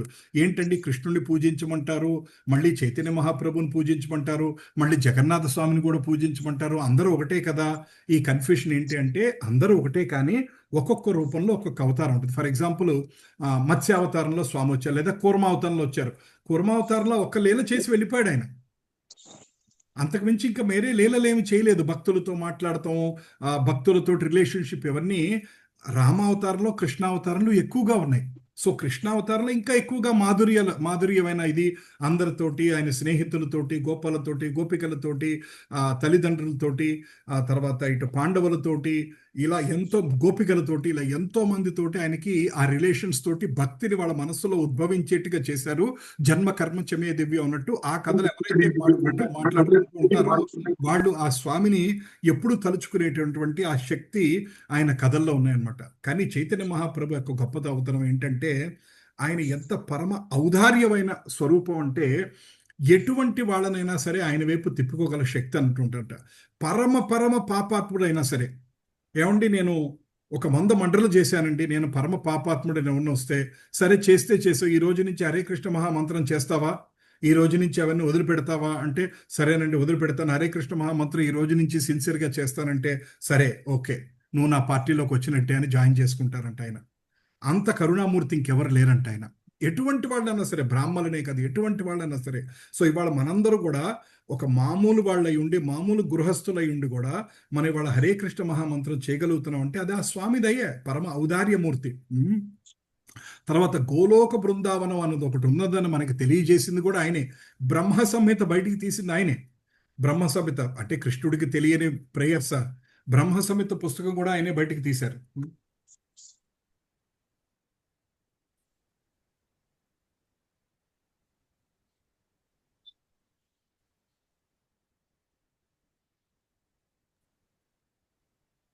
సో ఆయన మిస్ ఏం మాట్లాడుకుంటున్నామా, పరమ ఔదార్యమూర్తి. గోలోక బృందావనం అన్నది ఒకటి ఉన్నదని ఆయనే తెలియజేశారు. తర్వాత హరే కృష్ణ మహామంత్రం కలియుగంలో అన్ని తాళాలు ఓపెన్ చేయగలదు, భగవంతుడి దగ్గరికి పాదాల దగ్గరికి డైరెక్ట్గా తీసుకెళ్ళిపోగలదని ఆ మంత్రం ఇచ్చారు. తర్వాత ఆయన ఇంకోటి ఏం చెప్పారంటే, అందరూ వేదాలన్నీ ఏం చెప్తున్నాయంటే చతుర్విధ పురుషార్థాల గురించి చెప్తున్నాయి. చతుర్విధ పురుషార్థాలు అంటే ఏంటండి, ఎవరికైనా గుర్తుందా? ధర్మ అర్థ కామ మోక్ష, రైట్? సో ధర్మ అర్థ కామ, వేదాలన్నీ ధర్మ అర్థ కామ మోక్షం గురించి చెప్తుంటే చైతన్య మహాప్రభు వచ్చి ఏం చెప్పారు తెలుసా? మోక్షాన్ని కూడా తోసేయండి. అన్ని మోక్షం కన్నా పెద్దది ఏంటంటే కృష్ణ ప్రేమ, భగవంతుని మీద అపారమైన ప్రేమ, భక్తి అనేది మోక్షం కన్నా ఎక్కువ. అందుకని చతుర్విధ పురుషార్థం, ఇది పంచమ పురుషార్థం అంటారు. ఈ పంచమ పురుషార్థం ఒకటి ఉన్నదని ఆయనకే తెలుసు కదండి. అందుకని ఆయనే వచ్చి పంచమ పురుషార్థం ఒకటి ఉన్నదని ఆయనే చెప్పారు. ఈ భాగవతం ఇంత గొప్పదని ఆయనే చెప్పారు. తర్వాత ఈ హరే కృష్ణ మహామంత్రం ఇంత గొప్పదని ఆయనే చెప్పారు. ఈ కలియుగంలో ఏమీ చేయకుండా ఈ మంత్రం ఒకటి చేసుకుంటే చాలు, సాక్షాత్తు గోలోక బృందావనం వెళ్తామని ఆయనే చెప్పారు. తర్వాత అన్ని భక్తుల్లోకి ఉన్నతమైన భక్తి మాధుర్య భక్తి అని. అంటే వాత్సల్య భక్తి ఉంది, సాఖ్య భక్తి ఉంది, శాంత భక్తి ఉంది, దాస్య భక్తి ఉంది. ఈ నాలుగిట్ల కన్నా ఉత్తమమైనది మాధుర్య భక్తి, గోపికల యొక్క భక్తి. మనకి ఇంతకుముందు గోపికల యొక్క భక్తి అంటే ఏంటో కూడా తెలియదు. ఈ చైతన్య మార్గంలోకి రాకముందు గోపికల యొక్క గొప్పవాళ్ళు అంటే ఏంటో తెలియదు. మన చిన్నప్పుడు మనకు తెలిసింది ఏంటంటే ఎంతసేపు కృష్ణుడు గోపికలతో డ్యాన్స్ చేశాడు, అంతకుమించి ఒక్క లైన్ కూడా తెలియదు. మీలో ఇంకొంతమందికి ఏమన్నా ఇంకేమన్నా ఎక్కువ తెలుసో, నాకు ఒక్క లైన్ తప్ప ఇంకేమీ తెలియదు. నాకు 48 ఏళ్ళు వచ్చే వరకు ఒక్క లైన్ గురించి మించి తప్ప ఇంకేమీ తెలియదు. సో ఆ గోపికల యొక్క భక్తికి పరాకాష్ఠ అని, ప్రేమకు పరాకాష్ఠ అని చెప్పింది ఆయన. అటువంటి గోపికల యొక్క పాదాల ద్వారా గోపీ భర్తుర్ పదకమలయోర్ దాస దాస దాస దాస దాస దాసాను దాస, ఆ గోపికల యొక్క మార్గంలో ఎవరైతే వస్తారో వాళ్ళు ఉన్నతమైన భక్తి చేయగలుగుతారు. మీరు అందుకనే మాధుర్య భక్తి చేయండి, మిగతా భక్తి అన్ని కూడా పక్కన పెట్టండి. కామ్య భక్తి కాదు, నిష్కామ భక్తిలో కూడా అన్నిటికన్నా ఉత్తమమైనది మాధుర్య భక్తి. ఆ మాధుర్య భక్తి ఏంటంటే ఆ గోపికల యొక్క ఆ పరంపరలో, ఇప్పుడు మనం అందరం నడుస్తుంది కూడా ఆ పరంపరలోనే. సో అటువంటి రాధాకృష్ణుల యొక్క భక్తి చేయండి. అంతకుముందు రాధాకృష్ణుల విగ్రహాలు ఎక్కడ ఉండేవి కాదు, చాలా టెంపుల్స్లో రాధాకృష్ణుల విగ్రహాలు ఉండేవి కాదు. మహాప్రభు వచ్చాకే రాధాకృష్ణ విగ్రహాలన్నీ స్టార్ట్ అయ్యాయి అనమాట. ఆ రాధాదేవి యొక్క గొప్పతనం మనకి తెలియజేసింది కూడా కృష్ణుడు. అంతకుముందు లక్ష్మీదేవి గురించి అందరికీ తెలుసు. శ్రీమతి రాధారాణినే సహస్ర లక్ష్మిలకి కారణం అని చెప్పి రాధారాణి యొక్క ఉన్నతమైన స్థానం ఏంటన్నది కూడా మనకి ఈ మహాప్రభు మార్గంలోకి వచ్చాకే తెలిసిందనమాట. సో అటువంటి గొప్ప వ్యక్తి సాక్షాత్తు భగవంతుడే కలియుగంలో 500 సంవత్సరాల క్రితం ఈ రోడ్ల మీద కూడా తిరిగి ఆయన సౌత్ ఇండియా యాత్ర కూడా చేశాడు. అందుకనే ఆయన ఎక్కడెక్కడైతే తిరిగాడో, ఇప్పుడు మీరు ఎవరన్నా శ్రీకూర్మ వెళ్ళారండి? వైజాగ్ దగ్గర శ్రీకూర్మం వెళ్ళాం ప్రభుజీ. శ్రీకూర్మంలో కూడా ఉంటుంది ఒక సైడ్ చిన్నది మహాప్రభు బేటక్ అని ఉంటుంది అనమాట. ఆయన వచ్చి అక్కడ కూర్చున్నారు అనమాట. ఆయన సౌత్ ఇండియా యాత్ర చేశారు మహాప్రభు. సో మహాప్రభు సౌత్ ఇండియా యాత్ర చేసినప్పుడు అవన్నీ ఆయన తిరిగిన ప్లేసులన్నీ, సింహాచలం వెళ్ళారు, అట్లా చాలా ప్లేసులు వెళ్ళారు. తర్వాత సౌత్లో మన శ్రీరంగం, ఇట్లా అనేకమైన ప్లేసులు వెళ్ళారు అనమాట. వైష్ణవ క్షేత్రాలకి ఆయన తిరిగి పూరి నుంచి స్టార్ట్ అయ్యి సౌత్కి వచ్చారన్నమాట ఆయన. సో ఈ చైతన్య మహాప్రభు యొక్క అవతారానికి కారణం ఏంటి అంటే 2 కారణాలు చెప్తారు. ఒకటి ఏంటంటే ఆంతరంగిక కారణాలు, బహిరంగమైన కారణాలు. బహిరంగమైన కారణాలు ఏంటి అంటే ముఖ్యంగా ఏం చెప్తారంటే హరే కృష్ణ మహామంత్రాన్ని ఈ కలియుగంలో అన్నిటికన్నా బెస్ట్ పద్ధతి, భగవంతుడికి చేరుకోవటానికి బెస్ట్ పద్ధతి అని చెప్పటానికి వచ్చారు. ఆ చెప్పటమే కాకుండా దాన్ని చేసి చూపించారు. రోడ్డు మీద తిరుగుతూ, మంత్రం చేస్తూ, డాన్సులు చేసుకుంటూ అందరినీ ఉత్తేజపరిచి. యాక్చువల్గా శాస్త్రంలో చైతన్య చరితామృతంలో ఏముంటుందంటే మహాప్రభు జార్ఖండ్ ఫారెస్ట్లో నడుచుకుంటూ వెళ్ళి మంత్రం చేసుకుంటూ వెళ్తుందంటే పులులు, సింహాలు, ఏనుగులు, భల్లూకాలు కూడా హరే కృష్ణ మహామంత్రానికి డ్యాన్స్ చేసినట్టు. ఎందుకంటే వాటి లోపల ఉన్నది కూడా జీవాలే. మనిషి ఏదో తప్పులు చేశారు కాబట్టి వాళ్ళు జంతువుల్లాగా పుట్టారు, కానీ జీవానికి భగవంతుడికి కనెక్షన్ ఎప్పుడు ఉంది కదండి. సో మనిషిలో ఉండే జీవం అవనండి, లేకపోతే జంతువులో ఉండే జీవం అండి, పక్షిలో ఉండే జీవితం, ఆఖరికి ఒక చిన్న దోమలో ఉండే సోల్ అవనండి, అవన్నీ భగవంతుడికి ఇటర్నల్గా కనెక్టెడే. అందరూ భగవంతుడి దాసులే, మనుషులే కాదు. అందుకని ఈవెన్ జంతువులు కూడా లెగిచి డాన్స్ చేసి ఆయన్ని ఫాలో అయ్యారంట. సో బహిరంగమైన కారణాలు ఏంటి అంటే స్వామి కేవలం హరినామ సంకీర్తనని నిలబెడటానికి, కలియుగంలో దానికి మించినది ఏమీ లేదు అన్న ప్రమాణాన్ని నిలబెడతానికి ఆయన వచ్చారన్నమాట. తర్వాత ఆంతరంగిక లక్షణాలు. ఆంతరంగిక లక్షణాలు అంటే అందరికీ తెలిసిన లక్షణాలు కాదు. ఆంతరంగిక లక్షణాలు ఏంటంటే ఆయనకంట రాధారాణికి అత్యంత ప్రియమైన వాడు శ్రీకృష్ణ భగవానుడు అంట. 24 గంటలు ఆవిడ రాధారాణి శ్రీకృష్ణుని గురించి ఆలోచిస్తూ, శ్రీకృష్ణుని ఎట్లా ఆనందింపజేయాలని ఆలోచిస్తూ ఉంటుందంట. ఆ ఆనందింపజేయాలన్న ఆలోచనలో ఆయనకి, స్వామికి సేవ చేస్తూ అత్యంతగా మునిసిపోయేదంట. స్వామికి ఒక వంట చేసి పెట్టినా, ఒక సేవ చేసినా ఎంత మునిసిపోయేదంటే తన్మయత్వం చెంది మైమరిచిపోయేదంట ఆవిడ. సో ఆయనకి అనిపించిందంట, ఆ రాధారాణి మైమరిచిపోవటం నాకు అనుభవించాలనుంది. ఇప్పుడు దాన్ని ఎలా చెప్పాలంటే, ఒక అతను ఇప్పుడు మీరు చాలా బాగున్నారు అంటుంటే, అవునా నేను బాగున్నానా, ఎలా ఉన్నానో చూద్దాం, వెళ్ళి అద్దంలో చూసుకుంటారంట ఆయన. అవును, 100 మంది చెప్పారని.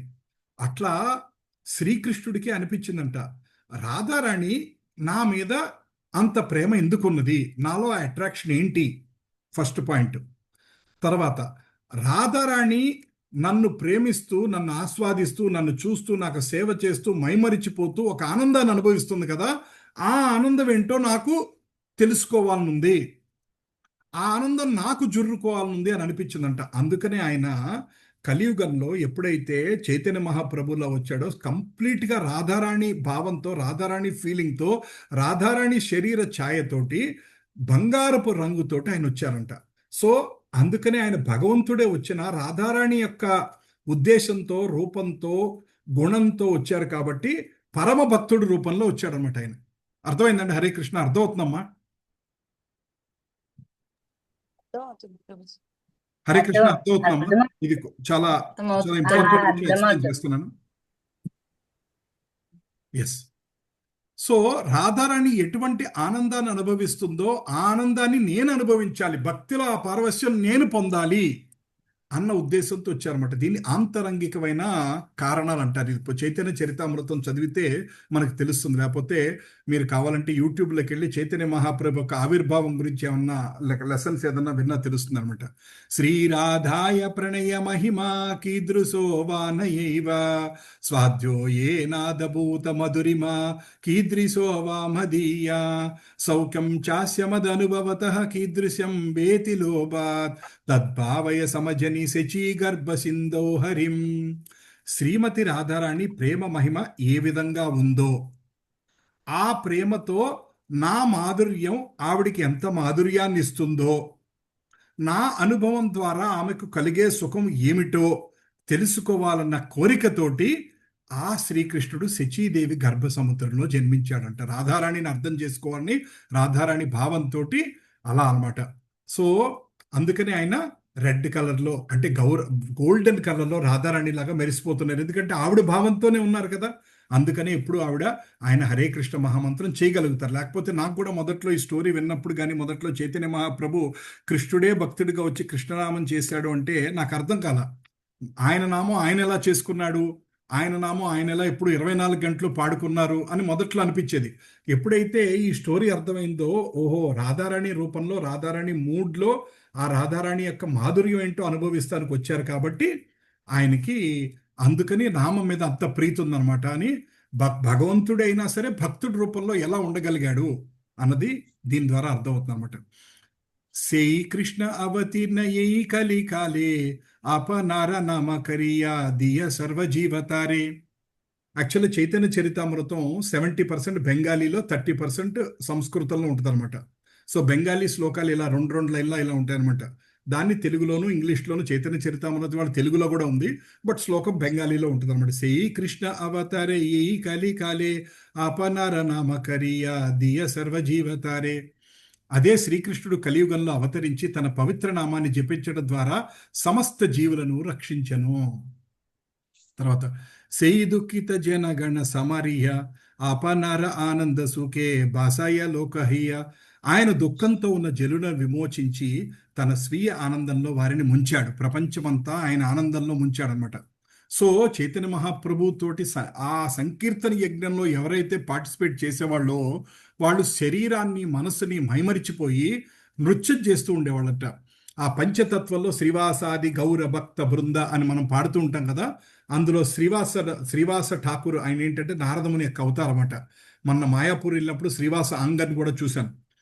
ఆ శ్రీవాసుని ఇంట్లో వాళ్ళు రోజు నృత్యం చేస్తూ ఉండేవాళ్ళంట. రోజు రాత్రి 2, 3, 4, 5 కూడా అయ్యేదంట. సాయంకాలం 6ంటికి మొదలెట్టింది, తెల్లవారుజాను 5 అయ్యేదంట.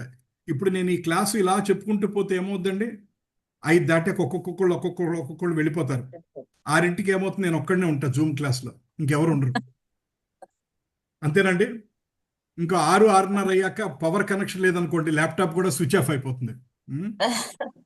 సో అలాంటి పరిస్థితికి వచ్చేస్తుంది. కానీ అక్కడ హరినామం యొక్క రుచి ఎంత ఉందంటే సాయంకాలం 6ంటికి మొదలెడితే 3 అయినా 4 అయినా 5 అయినా ఆవలింతలు లేకుండా ఆ స్వామి నామం చేసుకుంటా రాత్రంతా డాన్సులు చేసుకుంటా ఉండేవాళ్ళు అనమాట. అంత అద్భుతంగా ఉండేనమాట. ఎవరైనా అట్రాక్ట్ అయిపోవాలి అనమాట. అంటే పరమ పాపులు కూడా ఆ నామాన్ని మనసుకి హత్తుకునేట్టుగా ఉండేదంట. అంత గొప్పతనం అనమాట. సో చైతన్య మహాప్రభు ఒకటి చెప్పారు, ఒక శ్లోకం చాలా ముఖ్యమైనది.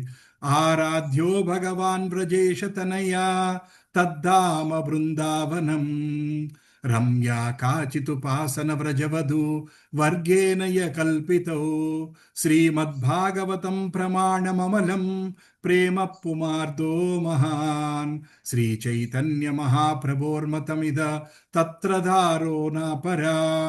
ఆరాధ్యో భగవాన్ వ్రజేశ తనయ అంటే ఎవరికైనా అర్థమైందండి? ఆరాధ్యో భగవాన్ వ్రజేశ తనయ అంటే ఏంటి? ఆరాధ్యో భగవాన్ వ్రజేశ తనయ. హరే కృష్ణ, ఫాలో కలుగుతున్నారా? అవుతున్నాం ప్రభుజీ. Yes, okay. నేను చాలాసేపు నుంచి స్టోరీ ఆల్మోస్ట్ 40 నిమిషాల నుంచి చెప్పుకుంటున్నాను, అందుకనే మేబీ మిస్ అయినట్టుగానే ఉన్నారేమో అని అనిపించింది. వ్రజేశ అంటే వ్రజ ఈశ. వ్రజ అంటే వ్రజమండలం, అంటే బృందావనం ఉన్న ప్లేసు. ఆ 12 ఫారెస్ట్లను కలిపి వ్రజమండల అంటారు. అందుకని ఇప్పటికీ చాలా మంది వ్రజమండల పరిక్రమ అని అక్కడ ఉన్న 12 అరణ్యాల చుట్టూ తిరుగుతూ కృష్ణుడు చేసిన లీలలన్నీ చూసుకుంటూ ఉంటారన్నమాట. బృందావనం అంతా చుట్టూ తిరుగుతూ అక్కడ చుట్టుపక్కల ప్లేసులు తాళవన్, భేళవన్, ఇవన్నీ అన్ని రకాల వనాలు. సో వ్రజేశ, వ్రజ ఈశ. ఈశ అంటే కంట్రోలర్, గొప్పవాడు. వ్రజేశ అంటే బృందావనానికి రాజు లాంటి వాడు ఎవడు? కృష్ణుడు. ఆరాధ్యో భగవాన్ వ్రజేశ తనయ. సో చైతన్య మహాప్రభు ఏం చెప్తున్నారంటే, మీరు ఎవరిని పూజిస్తారు? వ్రజేశ తనయ అంటే మన నంద మహారాజు అయిన కొడుకైన శ్రీకృష్ణ భగవానుణ్ణి పూజించండి. తద్ధామ బృందావనం. ఈ ప్రపంచంలో అన్ని ఉత్తమమైన ప్లేసుల కన్నా గొప్పది ఏంటి? బృందావనం. శ్రీకృష్ణుడు చెప్తున్నాడు. సో ఈ ప్రపంచం మొత్తంలో చాలా చాలా పవిత్రమైన స్థలం ఏంటి అంటే బృందావనం. తర్వాత ఈ బృందావనం తర్వాత రమ్యా కాచిత్ ఉపాసన. ఓకే స్వామి, మీరేం చెప్పారు? భగవంతుడైన శ్రీకృష్ణుడినే పూజించండి అని చెప్పారు. మరి ఆయన్ని ఎలా పూజించాలి? రమ్యా కాచిత్ ఉపాసన వ్రజవధు వర్గేనయ కల్పిత. అంటే వ్రజవధు అంటే గోపికలు ఎలా అయితే స్వామిని పూజించారో ఆ మార్గంలో మీరు పూజించండి అని చెప్తున్నారన్నమాట. తర్వాత శ్రీమద్భాగవతం ప్రమాణమమలం అంటే అన్నిటికీ ప్రమాణం శ్రీమద్భాగవతము. అదే ఉత్తమమైన పుస్తకము. అదే ఈ భౌతిక శరీరాన్ని నుంచి మన తీసుకెళ్ళి భగవంతుడి పాదాలకు చెక్క తీర్చగలిచింది. మనకు ఆశ్చర్యం వేస్తుంది, ఏంటంటే ఒక పుస్తకం చదివితే అంత మార్పు ఏమొస్తుంది? అది మనకు అర్థం కాదు. భగవంతుడు చెప్తున్నాడు, శ్రీమద్భాగవతం ఎవరైతే శ్రద్ధగా నష్టప్రాయేషు అభద్రేషు నిత్యం భాగవత సేవయ. మనం ఈ శ్లోకం చదువుతున్నాం, నిత్యం భాగవత సేవయ, ప్రతివారం చదువుతున్నాం. ఎవరైతే నిత్యం భాగవతం చదువుతారో నష్టప్రాయేషు అభద్రేషు, అన్ని నష్టాల నుంచి పక్కన పెట్టి భద్రేషు అంటే వాళ్ళకి అంత మంచి చేకూరుస్తుంది అనమాట. శ్రీ చైతన్య మహాప్రమోతత్వం ఇత తత్రాధారో. సో ఆయన ఏమంటున్నాడు తర్వాత? ఇంకోటి ఏంటంటే ప్రేమ పుమార్తో మహాన్.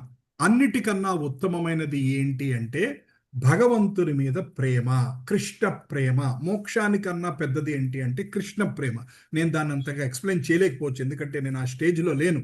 కానీ శాస్త్రంలో ఏం చెప్తున్నారంటే ధర్మ అర్థ మోక్షం కన్నా పెద్దది ఏంటంటే భగవంతుని మీద నిర్మలమైన అహైతుకి భక్తి. 24 గంటలు స్వామినే తలుచుకునేంత భక్తి. స్వామిని ఒక్క నిమిషం మర్చిపోతే కళ్ళమ్మట నీళ్లు వచ్చేంత భక్తి. స్వామిని చూస్తే కళ్ళమ్మట నీళ్లు ధారలాగా వచ్చేంత భక్తి. స్వామి నామం చేస్తూ కళ్ళమ్మట ధారలాగా వచ్చే భక్తి. స్వామిని మిస్ అయితే వచ్చే భక్తి, మిస్ అయితే వచ్చే ప్రేమ. అటువంటి నిర్మలమైన అనిర్వచనీయమైన ప్రేమ ఫైనల్గా వస్తుందంట. ఏది? ఎవరైతే భక్తి మార్గంలో భగవంతుడిని ప్రసన్నం చేసుకుంటారో వాళ్ళకి భగవంతుడిచ్చే ఫైనల్ గిఫ్ట్ ఏంటంటే ప్రేమ. మోక్షం కూడా కాదు, వైకుంఠం రా, గోలోక బృందావనం కూడా రా కాదు, ప్రేమ ఇస్తాడంట. అందుకనే భక్తులు ఎవరైతే భక్తి మార్గంలో ఉంటారో వాళ్ళు మోక్షం కూడా వద్దంటారు. యాక్చువల్ జ్ఞానులు ఏం చేస్తారంటే భగవంతుడి దగ్గరికి మోక్షం ఇవ్వని అడగటానికి వస్తారంట. కానీ భక్తులు ఏమంటారంటే నాకు మోక్షం వద్దయ్యా, కృష్ణ ప్రేమనివ్వు. ప్రహ్లాదుడు ఏమడిగాడండి? ఎన్ని జన్మలు వచ్చినా సరే నీ పాద సేవ నిన్ను మరిచిపోకుండా ఉండేట్టుగా చూడమని అడిగాడు అనమాట. అది కృష్ణ ప్రేమ అంటే. అటువంటి కృష్ణ ప్రేమని ఆయన అందజేశారంట. ఇది మనకి చైతన్య మహాప్రభు చెప్పిన ముఖ్యమైన ఇంపార్టెంట్ ఇన్స్ట్రక్షన్స్. హరే కృష్ణ అమ్మ, ఇక్కడ వరకు ఏమైనా డౌట్స్ ఉన్నాయా నేను చెప్పింది?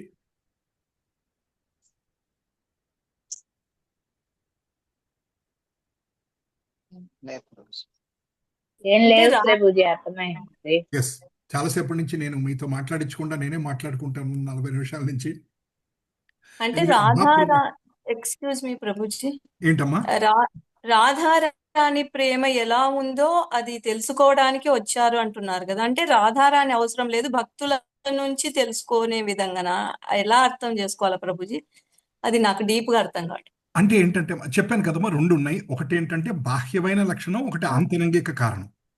అదే ఆంతరంగిక అనేది కొంచెం అర్థం. పర్లేదమ్మా. ఆంతరంగిక కారణం ఏంటంటే ఆయన ఏంటంటే రాధారాణి నాకు సేవ చేస్తూ తన్మయత్వం పొందుతోంది.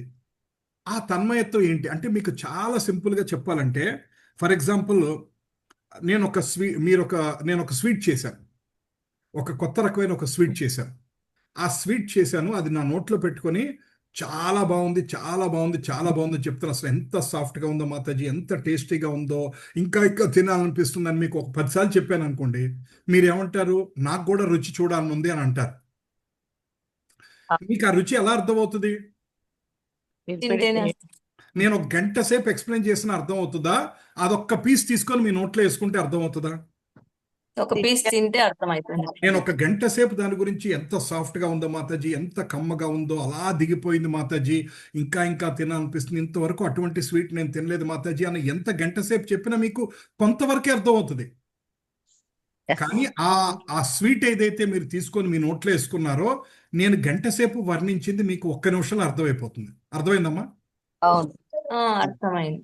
అలా రాధారాణి కృష్ణుణ్ణి చూసి అంత తన్మయత్వం ఎలా పొందుతోంది, ఏంటి నాలో ఆ గొప్పతనం, ఆ తన్మయత్వం తను ఎలా ఆనందాన్ని పడుతుందో ఆ ఆనందాన్ని నేను అనుభవించాలని ఆయనకు అనిపించిందంట. ఆయనే కదా ప్రభుజీ, రాధారాణి కూడా ఒకే ఆత్మ అంటారు కదా ప్రభుజీ, అవును, రెండు కరెక్టే. దేహాలు ఒకే ఆత్మ. కరెక్టేనమ్మా. ఒకటే రూపం, ఆయన నుంచే రాధారాణి వస్తుంది. ఆయన యొక్క హ్లాదిని శక్తి శ్రీమతి రాధారాణి. బట్ ఆయన నుంచి వచ్చినా సరే ఇప్పుడు నేను మీకు ఇందాక ఎగ్జాంపుల్ చెప్పాను కదా, ఇప్పుడు ఇది ఒక మామూలు తుచ్చమైన ఎగ్జాంపుల్, జస్ట్ అర్థం కావడం కోసం చెప్తున్నాను. ఇప్పుడు మహేష్ బాబుని రోజు అందరూ తెగ పొగుడుతారు. ఆయన ఇంటికి వెళ్ళి అద్దంలో చూసుకుంటే, ఏంటి నేను ఇంత బాగున్నాను, అందరూ నన్ను పెళ్లి కొడుకంటే మహేష్ బాబులా ఉన్నాడు, కొడుకంటే మహేష్ బాబులా ఉన్నాడు అంటున్నారు, నేను నిజంగా ఇంత అందంగా ఉన్నానా అని వెళ్ళి ఆయనలో అద్దం చూసుకొని కరెక్టే నేను బాగున్నాను అని అనుకున్నాడు అనుకోండి. జస్ట్ మీకు ఎగ్జాంపుల్ కోసం, కనెక్షన్ కోసం చెప్తున్నాను. అట్లా కృష్ణుడికి ఆ మాధుర్యం రాధారాణి అనుభవిస్తుంది కదా, ఆవిడ నన్ను చూసి ఏ మాధుర్యం అయితే అనుభవిస్తుందో అది నేను అనుభవించాలి అని ఆయనకి అనిపించిందంట.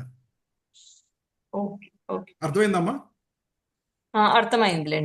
రాధారాణి ప్రేమలో ఉన్న ఆనందం ఏంటి, అది నాకు అర్థం కావట్లేదు. ఎలా అర్థం అవుతుంది? ఎందుకంటే ఆయన్ని చూసి ఆవిడ ఆనందిస్తున్న ఆనందం ఈయనకి ఎలా అర్థం అవుతుంది? అర్థం కాదు కదా.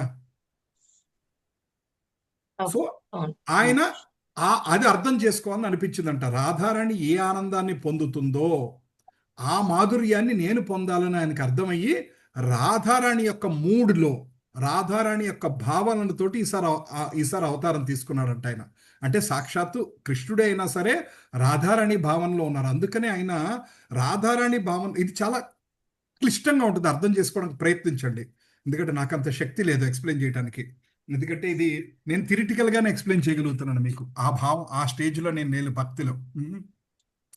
సో ఆయన అందుకనే కృష్ణుడిని చూసి కళ్ళమని నీళ్లు కారిపోయావంట ఆయనకి. విగ్రహాన్ని, ఆయన రాధాకృష్ణుల విగ్రహం చూస్తే ఆయనకి కళ్ళమని నీళ్లు కారిపోయాయంట. భగవంతుడికే నీళ్లు కారిపోవటం అంటే అర్థం ఏంటి? ఆయన రాధారాణి యొక్క రూపంలో, రాధారాణి యొక్క భావంతో వచ్చారు కాబట్టి కృష్ణనామం అంటే అత్యంత ప్రీతి. ఆ రాధాకృష్ణుల విగ్రహాలంటే కృష్ణుడు చూస్తే ఆయనకి అంత మాధుర్యం అనమాట. లాస్ట్ 16 సంవత్సరాలు ఆయన ఏంటంటే విరహ భావంతో ఉండేవాళ్ళంట. ఆల్మోస్ట్ నేను దూరం అయిపోయాను అంటే దాన్ని ఎలా చెప్తారంటే, అది నా శక్తికి మించింది, బట్ క్లుప్తంగా చెప్తున్నాను అనమాట. అంటే ఆ విరహ భావంతో ఆయన కళ్ళు తిరిగి పడిపోయేవాళ్ళంట. ఆయన మూర్చిపోయేవారంట. ఒక్కోసారి నీళ్లు జల్లి కొన్ని గంటలకి లేపేవారంట. లేపాక ఏది కృష్ణుడేడి అంటూ ఉండేవాడంట. అర్థమైందండి? అంటే ఎస్, ఎంతవరకు అర్థం చేసుకోగలరో నన్ను మన్నించండి. ఎందుకంటే ఇది పీజీ సబ్జెక్టు, నేను ఎల్కేజీ స్టూడెంట్ని ఎక్స్ప్లెయిన్ చేయడానికి ప్రయత్నం చేస్తున్నాను. సో ఆ భావంతో ఆ స్వామి వచ్చాడనమాట ఆయన. అందుకని ఆయన అందరికీ హరినామ సంకీర్తనాన్ని అందించాడనమాట. సో ఆయనను పూజిస్తే రాధాకృష్ణులను పూజించినట్టే. సో అందుకనే మన గౌడీయ సాంప్రదాయంలో ఏం చేస్తారంటే, మీరు చాలా టెంపుల్స్లో చూస్తే, మీరు గుంటూరు ఇస్కాన్లో కానీ ఎక్కడన్నా చాలా టెంపుల్స్, ఇస్కాన్ టెంపుల్స్లో ఎక్కడన్నా చూస్తే ఎలా ఉంటుందంటే, మధ్యలో రాధాకృష్ణులు ఉంటారు, ఒక పక్కన గౌరనిటాయి ఉంటారు, ఇంకో పక్కన జగన్నాథ్ బలభద్ర సుభద్ర ఉంటారు, కొన్ని చోట్ల నరసింహస్వామి కూడా ఉంటారు. భక్తిలో నిలబెడతాడు ఆయనది. ఆ కృష్ణుడి మీద భక్తి రావాలని ఆ నరసింహుణ్ణి అడుగుతున్నాం. నరసింహస్వామి, నాకు భక్తిలో అవరోధాలు లేకుండా చూడు తండ్రి. ఆశ్చర్యంగా లేదు? అవును ప్రభుజీ.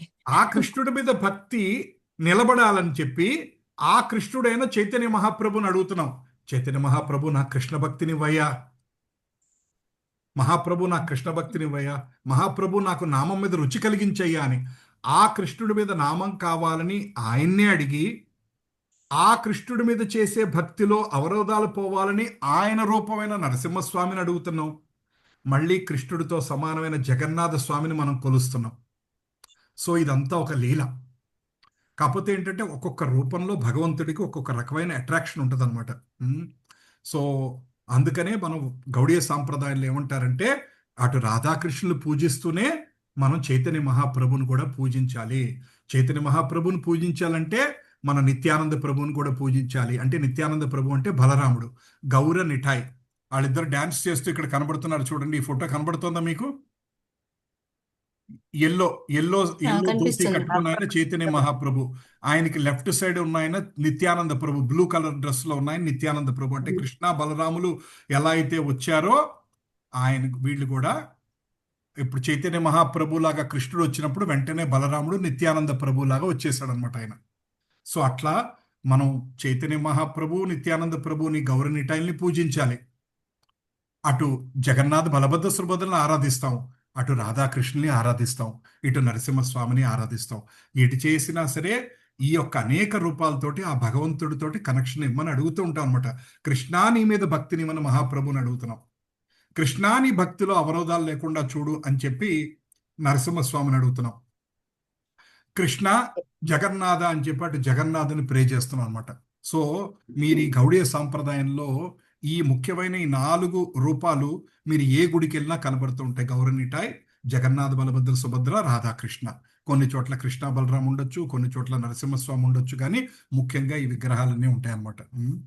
సో మనం దాదాపు చాలాసేపటి నుంచి చైతన్య మహాప్రభు అంటే ఎవరు, ఆయన ఎందుకు వచ్చారు, ఆయన బోధనలు ఏం చేశారు, ఆయన యొక్క మూడేంటి, రాధారాణి అంటే రాధారాణి యొక్క ప్రేమ అనుభవిస్తానికి వచ్చారని, కృష్ణుడి మీద ఆయనకున్న అపారమైన ప్రేమ ఏంటని, అది చిన్న అవతారం అని, అంటే అందరికీ తెలియని అవతారం అని, ఆయనే గోలోక బృందావనం ఒకటి ఉందని తెలియజేశారని, ఆయనే హరే కృష్ణ మహామంత్రంతో కేవలం హరినామ సంకీర్తనతోటి ఆ స్వామిని చేరుకోగలిగే అదృష్టం కలుగుతుందని, మనలాంటి నార్మల్ పీపుల్ కూడా, మనం బ్రాహ్మణ వంశంలో పుట్ల, మనం వేదాలు చదువుకోలా, మనకేమీ గొప్పవేమీ లేవు, సామాన్య కుటుంబాల్లో పుట్టినా, ఏ కులంలో పుట్టినా, ఎటువంటి వాళ్ళనైనా సరే హరినామ సంకీర్తనలో చేసుకుంటే ఆ స్వామిని అవుతామని, మనని ఉద్ధరించడానికి సాక్షాత్తు భగవంతుడే చైతన్య మహాప్రభు రూపంలో వచ్చి మన వాళ్ళ దారిలో పెట్టాడు. మనం అందరూ వాళ్ళ క్లాసులు చెప్పుకుంటున్నామంటే ఆ చైతన్య మహాప్రభు యొక్క దయ, ఆ గౌడీయ వంశం, ఆ గౌడీయ సాంప్రదాయం యొక్క దయ, ఆ యొక్క ఆచార్యులైన శ్రీల ప్రభుపాదుల వారు, షడ్గోస్వాములు మొదలగు వారి వాళ్ళందరి యొక్క దయ అనమాట. ప్రభుజీ, చెప్పండి. భగవంతుడు ఏ రూపంలో వచ్చినా ఆయన సమూహం మొత్తం వస్తారంట గంట. అవునమ్మా, వస్తారండి. రామావతారంలో లక్ష్మణుడు ఆదిశేషుడు అంటారు, అవును.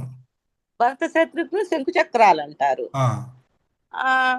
ఇట్లా ఇట్లా ఏదో ఒకటి ఆయన పరివారం మొత్తం దేవతలందరూ ఆయన చుట్టూతానే పుడతారంట.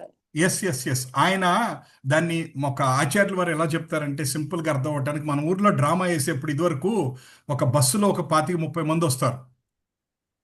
చిన్నప్పుడు ఎవరికన్నా గుర్తుందో, ఒక ట్రూప్. వస్తారు, ఉంటుంది ప్రభుజీ. వాళ్ళే నగలు తెచ్చుకుంటారు, వాళ్ళే కిరీటాలు తెచ్చుకుంటారు, అన్ని తెచ్చుకుంటారు. పొద్దునుంచి సాయంకాలం వరకు మేకప్ అయ్యి సాయంకాలం మనకి ఆ నర్తనశాలను లేకపోతే ఇది కృష్ణార్జున యుద్ధమనో ఇట్లాంటి డ్రామా చేసి మళ్ళీ రాత్రి అయిపోయాక అవన్నీ పడుకొని ప్యాక్ చేసుకొని నెక్స్ట్ డే మార్నింగ్ ఇంకో ఊరు వెళ్ళిపోతారు అనమాట. గుర్తుందండి? అట్లా అట్లా భగవంతుడు ఆయన వచ్చేప్పుడు ఆయన పార్షదులు గోలోక బృందావనం నుంచి ఆయనకు కావాల్సిన వాళ్ళందరినీ తీసుకొని వస్తారంట. సో యాక్చువల్గా మన కృష్ణుడు దాంట్లో కూడా ఏంటి, దేవతలందరినీ యదువంశంలో పుట్టమని అడిగాడు. ఆ యదువంశంలో పుట్టిన వాళ్ళందరూ దేవతలు, రకరకాల దేవతలు.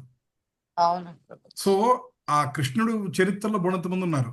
తర్వాత అట్లాగే గౌరాంగ మహాప్రభు వచ్చినప్పుడు, కృష్ణుడు గౌరాంగ మహాప్రభుగా వచ్చినప్పుడు ఆ మన బలరాముడు నిత్యానంద ప్రభువులా వచ్చాడు. సాక్షాత్తు విష్ణుమూర్తి అద్వైతాచార్యలాగా వచ్చారు. అద్వైతాచార్యం అంటే ఇక్కడ గడ్డ ఉన్న చూడండి ఫోటో, లెఫ్ట్ సైడ్ ఒక ముసలాయన ఉన్నారు పంచతత్వలో. శ్రీ చైతన్య ప్రభు నిత్యానంద శ్రీ అద్వైత గదాధార శ్రీవాసాది గౌర భక్త బృంద. తో అట్లా. సో ఇది మనకు అర్థం కాదనమాట. విష్ణువే వచ్చాడు అంటే మిగతా వాళ్ళకి అర్థం కాదు. ఈ గౌడీయ సాంప్రదాయంలో ఎవరున్నారో వాళ్ళకి అర్థం అవుతుంది. విష్ణువు రావటం ఏంటండి కృష్ణుడితోటే అంటారు. మామూలుగా మిగతా కృష్ణుడు యొక్క గొప్పతనం మనకి భాగవతం చదువుకున్నాం కాబట్టి, బ్రహ్మ సంహిత తెలుసుకున్నాం కాబట్టి మనకి కృష్ణుడే దేవాది దేవుడు అని మనకు అర్థమైంది. మిగతా వాళ్ళకి జనరల్గా మీ చుట్టాలకు కానీ మీ స్నేహితులకు కానీ వెళ్ళి విష్ణు కృష్ణుని చూడటానికి వచ్చాడంటే నీకు ఏమన్నా పిచ్చా, ఎవరన్నా డాక్టర్ కలు అంటారు. అవునా? అదే. సో మనం చేసుకున్న పుణ్యం ఏంటంటే ఇటువంటి సీక్రెట్స్ మనలాంటి మామూలు మనుషులకు అర్థమయ్యని. మనలాంటి మామూలు అంటే మీ పర్మిషన్ తీసుకుంటే ఎందుకు పనికిరానటువంటి వాళ్ళు మనం అందరం. అటువంటి మామూలు వాళ్ళకి ఇటువంటి గొప్ప సీక్రెట్స్ గోలోక బృందావనం ఉందని, విష్ణువు కన్నా కృష్ణుడు గొప్పడని, కృష్ణుడు యొక్క అవతారమే విష్ణువని, ఆ అవతారమే రూపాంతరం చెందితే శివుడిగా మారాడని, ఇవన్నీ బ్రహ్మ సంహితలో మనం క్షీరం దదతి, ఇవన్నీ మనం ఎన్నో తెలుసుకున్నాం. సో గౌడ గణోద్దేశ దీపిక అనే పుస్తకం ఉందన్నమాట. ఆ పుస్తకంలో భాగవతంలో కృష్ణుడితో పాటు ఉన్న ఇక్కడ ఎవరు వచ్చారు అంటే అక్కడ బలరాముడు, ఇక్కడ నిత్యానంద ప్రభులాగా వచ్చారు. అట్లా ఆ పుస్తకంలో మొత్తం ఎక్స్ప్లెనేషన్ అనమాట. ఎవరెవరు ఏ అవతారం తీసుకొని వచ్చారు. మన కృష్ణుడు అప్పుడు చైతన్య మహాప్రభు 500 క్రితంలో వచ్చినప్పుడు ఎలా వచ్చారు వాళ్ళు. అక్కడ యశోదమ్మ శచీమాత లాగా వచ్చింది. అక్కడ నందన మహారాజు ఇక్కడ జగన్నాథ మిశ్రాగా ఆయన తండ్రిగా వచ్చారు. అక్కడ హనుమంతుడు ఇక్కడ మురారి గుప్తా లాగా వచ్చారు. అక్కడ నారదుడు ఇక్కడ మన శ్రీవాస ఠాకూర్ లాగా వచ్చారు. ఇట్లా ఆ పుస్తకంలో రాసిందనమాట గౌడ గణోద్దేశ దీపికని. ఇదంతా సీక్రెట్ భాండాగారం అంతా ఓపెన్ చేసింది చైతన్య మహాప్రభు. ఇప్పటికీ లోకంలో 5%కే తెలిసి ఇదంతా, 95% తెలీదు. మనకి స్పెషల్ తిజోరీ ఓపెన్ చేశాడు. మీకు బాగా కావాల్సిన వాళ్ళు మీ బెడ్రూమ్లోకి తీసుకెళ్ళి వాళ్ళకి మీరు కొనుక్కున్న లేటెస్ట్ నగలు బేరవా వాళ్ళ ముందు ఓపెన్ చేసి చూపిస్తారు. మీరు అందరికీ చూపించరు కదా. మిగతా ఎవరన్నా వచ్చి చూపించండి కూర్చోండి, హాల్లోనే కూర్చోండి, లోపలికి వెళ్ళి తీసుకొస్తారు. అదే మీకు బాగా కావాల్సిన వాళ్ళు ఉంటే వాళ్ళని తీసుకెళ్లి బెడ్రూమ్లో మంచం మీద కూర్చోబెట్టి వాళ్ళ ముందు బేరవా తాళం తీసి ఓపెన్ చేసి ఆ నగ బయటికి తీసి ఇదిగో కొనుక్కున్నానని చూపిస్తారు. అలా చైతన్య మహాప్రభు ఇవాళ మనలాంటి వాళ్ళకు కూడా ఈ భాండాగారం అంతా ఓపెన్ చేసి డైరెక్ట్గా మనకి చూపించేశాడు. ఇంత ఇన్ఫర్మేషన్ మనకు తెలిసిన ఎంత పూర్వజన్మ సుకృతం అంటే మనందరిది అంత పూర్వజన్మ సుకృతం ఇట్లాంటి ఇన్ఫర్మేషన్ మనకు తెలిసింది. దాని గొప్పతనం తెలిస్తే మనం భగవంతుడికి ఎంతో రుణపడి ఉంటాం. రైట్. హరే కృష్ణ. ఇప్పుడు మనం ఫస్ట్ శ్లోకానికి వెళ్తున్నాం. ఇదంతా బ్యాక్గ్రౌండ్ మనం మాట్లాడుకున్నాం. సో 8 శ్లోకాలు ఉన్నాయి. చేతో దర్పణ మార్జనం భవ మహాదావాగ్ని నిర్వాపణం శ్రేయ కైరవ చంద్రికా వితరణం విద్యావధు జీవనం ఆనందాంబుదివర్ధనం ప్రతిపదం పూర్ణామృత స్వాదనం సర్వాత్మా స్వపనం పరం విజయతే శ్రీకృష్ణ సంకీర్తనం. 1 by 1. చేతో దర్పణ మార్జనం భవ మహాదావాగ్ని నిర్వాపణం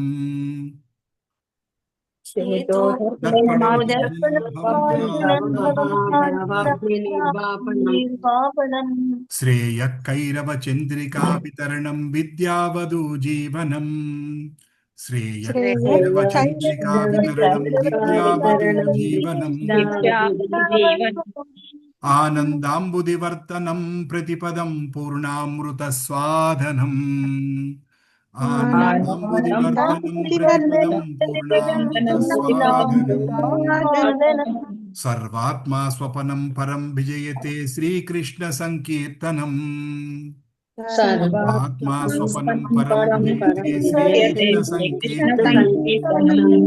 అమ్మ, మనకి ఈ 8 శ్లోకాలు నోటుకొచ్చేయాలి. మనకి ఇదంతా డిస్కస్ చేయడానికి 2 వారాలు 3 వారాలు పడుతుంది. 3 వారాలు అనుకుంటున్నాను, లేకపోతే 2 వారాలు, 3 వారాలు వేసుకోండి. 3 వారాలు అంటే 21 రోజులు. 21 రోజుల్లో మనకి 8 నోటుకొచ్చేయాలి. అందరికి, ఒక్కళ్ళకి కాదు. ఓకేనా? రైట్. ఓకే ప్రభుజీ, ఆ కృష్ణ భగవాని దయతో రావాలని కోరుకుంటున్నాను. Very good, very good. ఎవరన్నా మొత్తం ఈ 4 లైన్లు ఒకసారి పాడగలరా? ట్రై చేస్తాను ప్రభుజీ. ట్రై చేయండి. చేతో దర్పణమార్జనం భవమహాదాపాగ్ని నిర్వాపనం శ్రేయః కైరవ చంద్రికా వితరణం విద్యావధూజీవనం ఆనందాంబుదివర్ధనం ప్రతిపదం పూర్ణామృతాస్వాదనం సర్వాత్మ స్నపనం పరం విజయతే శ్రీకృష్ణ సంకీర్తనం. Very good. చేతో దర్పణ మార్జనం భవమహాదావాగ్ని నిర్వాపణం శ్రేయ కైరవ చంద్రికా వితరణం విద్యావధూ జీవనం ఆనందాంబుదివర్ధనం ప్రతిపదం పూర్ణామృత స్వాదనం సర్వాత్మా స్వపనం పరం విజయతే శ్రీకృష్ణ సంకీర్తనం. దీని మీద ఆచార్యులు ఒక 10 గంటలు మాట్లాడారు ఒక్క శ్లోకం మీద. సో మనం దాదాపు ఒక 20 నిమిషాలు, అరగంట మాట్లాడుకుందాం ఈ శ్లోకం మీద. సో ఇది ఒక్కొక్క వర్డ్. చేతో దర్పణ మార్జనం, భవమహాధావాగ్ని నిర్వాపణం, శ్రేయ కైరవ చంద్రికా వితరణం, విద్యావధూ జీవనం, ఆనందాంబుదివర్ధనం, ప్రతిపదం పూర్ణామృత స్వాదనం, సర్వాత్మా స్వపనం పరం విజయతే శ్రీకృష్ణ సంకీర్తనం. అంటే ఏంటంటే భగవంతుడి నామ సంకీర్తన చేస్తే 7 రకాల బెనిఫిట్స్ ఉన్నాయంట మనకి. ఆ 7 రకాల బెనిఫిట్స్ ఏంటంటే ఇది ఒకటి, చేతో దర్పణ మార్జనం 1, భవమహాదావాగ్ని నిర్వాపణం 2, శ్రేయ కైరవ చంద్రికా వితరణం 3, విద్యావధూ జీవనం 4, ఆనందాంబుది వర్ధనం 5, ప్రతిపదం పూర్ణామృత స్వాదనం 6, సర్వాత్మ స్వపనం 7. ఫైనల్గా ఏమంటారు? పరం విజయతే శ్రీకృష్ణ సంకీర్తనం. అంటే భగవంతుని యొక్క నామ సంకీర్తనం అంత గొప్పది.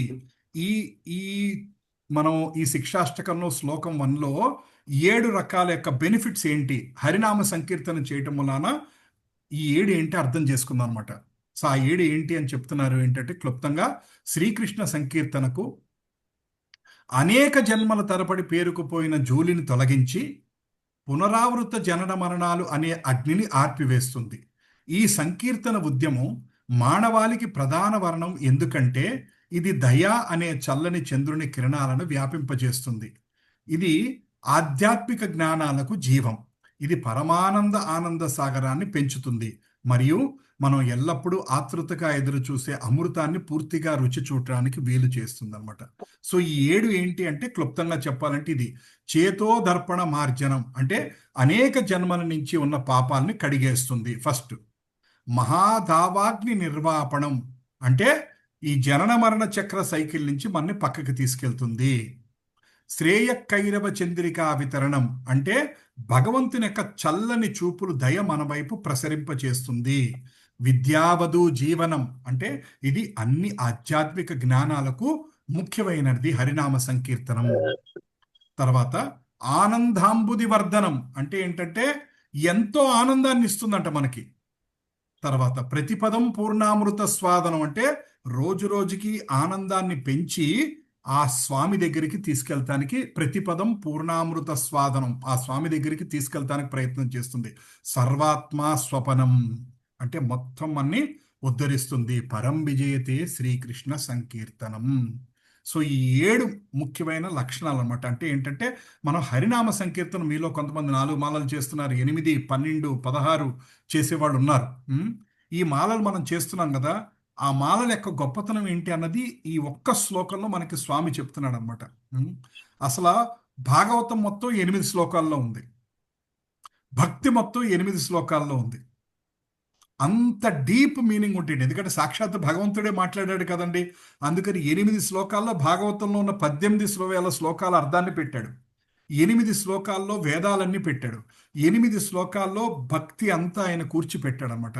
8 శ్లోకాల్లో మన జీవితం ఉద్ధరించబడిపోతుంది అనమాట. అసలు నిజంగా మన జీవితం ఏం చేయాలంటే ఈ 8 శ్లోకాలు పాటిస్తే మన జీవితంలో ఉద్ధరించబడతా ఉంటాయి. ఇంకేం చేయక్కర్లేదంట. అది ఏంటి అన్నది మనం అర్థం చేసుకొని మన నిత్య జీవితంలో మనం పెడతానికి ప్రయత్నం చేద్దాం. సో కొన్ని స్లైడ్స్ ఇంగ్లీష్లో ఉన్నాయి. సో చేతో దర్పణ మార్జనం అంటే మనం మాట్లాడుకున్నాం కదా. చేతో దర్పణ మార్జనం అంటే మన హృదయంలో ఉన్న మట్టినంతా తీసేస్తుందంట. చేతో దర్పణ మార్జనం. దర్పణం అంటే ఏంటండి? అర్థం. అద్దం. అద్దం. అద్దానికి ఏం పడుతుందండి? ఒక వారం రోజుల పాటు తొడవపోతే ఏమవుతుంది పరిస్థితి? ఒక 6 నెలల పాటు అద్దం తొడవపోతే ఏం పరిస్థితి? మన ఫేస్ మనకు కనబడుతుందా? నాకు ఇప్పుడు ఇది మీకు ఎగ్జాంపుల్ చెప్పాలంటే స్వర్ణకమలం సినిమాకి తీసుకెళ్ళాలి మీకు. స్వర్ణకమలం సినిమా గుర్తుందండి? తొండము తోకాని భార్యాభర్తలు కొట్టుకుంటూ ఉంటారు. అవునవును. ఆవిడ రోజు ఆరతలు ఇచ్చి ఫైనల్ గా దేవుడు ఎవరో కనపడ్డా అనమాట. అంత పొగచూరిపోయి ఉంటాయి అనమాట ఆ ఫోటోలన్నీ. యాక్చువల్ గా ఈ శ్లోకంలో చేతో దర్పణ మార్జనం అర్థం కావాలంటే మనకి స్వర్ణకమలం సినిమా గుర్తు రావాలి. ఆ సీన్ గుర్తొస్తే మనకి చేతో దర్పణ మార్జనం అర్థమవుతుంది అనమాట. ఆ మార్జనం అంటే క్లీన్ చేయటం, దర్పణం అంటే అర్థం, చేత్తో అంటే మనం యొక్క సంకీర్తనతోటి మనం దాన్ని మన చేత్తో మనం క్లీన్ చేసుకుంటూ ఉండాలన్నమాట. ఈ హరినామ సంకీర్తన ఏం చేస్తుంటుందంటే మనని అనేకమైనటువంటి మనకి జీవితంలో పనికిరానిటువంటి ఏవైనా ఉంటాయో మనకి అనేక జన్మల నుంచి పేరుకుపోయినాయి కోరికలు, అరిషడ్ గర్వాలు, ఇవి అనేక జన్మల నుంచి పేరుకుపోయినాయి. ఒక్క జన్మ మనం చాలాసార్లు మాట్లాడుకున్నాం. 3 గంటలు 4 గంటలు మాడిపోయిన గిన్నె ఒక్కసారి తోమితే పోదండి, దాన్ని 10 సార్లు తోమాలి, నిమ్మకాయలో పెట్టాలి, అలా పెట్టాలని మనం చాలాసార్లు ఎగ్జాంపుల్ చెప్పుకున్నాం. అదే ఎగ్జాంపుల్ ఆచార్యులు చెప్తుంటారన్నమాట. సో ఒక రోజులో పోదు, కానీ ఫైనల్గా హరే కృష్ణ మహామంత్రం ఏం చేస్తుందంటే ఎప్పటికన్నా మనలో ఉన్న మాలిన్యాలని అది క్లీన్ చేసి పెడుతుంది అనమాట. సో ఇప్పుడు మాలిన్యం అంటే ఏంటి ప్రభు అని అడగచ్చు మీరు. మాలిన్యం అంటే ఏంటి? మాలిన్యం క్లీన్ చేస్తుంది అన్నారు కదా. మాలిన్యం అంటే ఏంటి? మీకు తెలిసిన మాలిన్యం ఏంటి? మన హృదయంలో ఉన్న మాలిన్యం ఏంటి? కామ క్రోధ ఇవన్నీ ప్రభుజీ. ఓకే, ఇంకేమన్నా చెప్పగలరా? హరిషడ్ వర్గాలు కదా ప్రభు. హరిషడ్ గర్వాల గురించి చెప్పారు. Very good. మనకి శాస్త్రం ఏం చెప్పిందంటే 3 రకాలు ఉన్నాయంట. మనకి మనకు 3 రకాలు ఉన్నాయంట మన మనసులోంచి తీసేయాల్సినవి. ఏంటంటే 3 రకాల మాలిన్యాలంట. ఒక మాలిన్యం ఏంటంటే అన్యాభిలాష, ఇంకోటి భోగ, మూడోది త్యాగ. ఇది మనం మాట్లాడుకుందాం. అన్యాభిలాష అంటే అర్థం ఏంటంటే భక్తి కాకుండా మిగతా అన్ని కావాలి మనకి. మన గురించే రాశారు ఇవన్నీ. అమ్మ దివిజ, నువ్వు కొంచెం జాగ్రత్తగా అమ్మ, నువ్వు ఏం చేస్తున్నావో ఎప్పుడు ఇది వస్తుందమ్మా.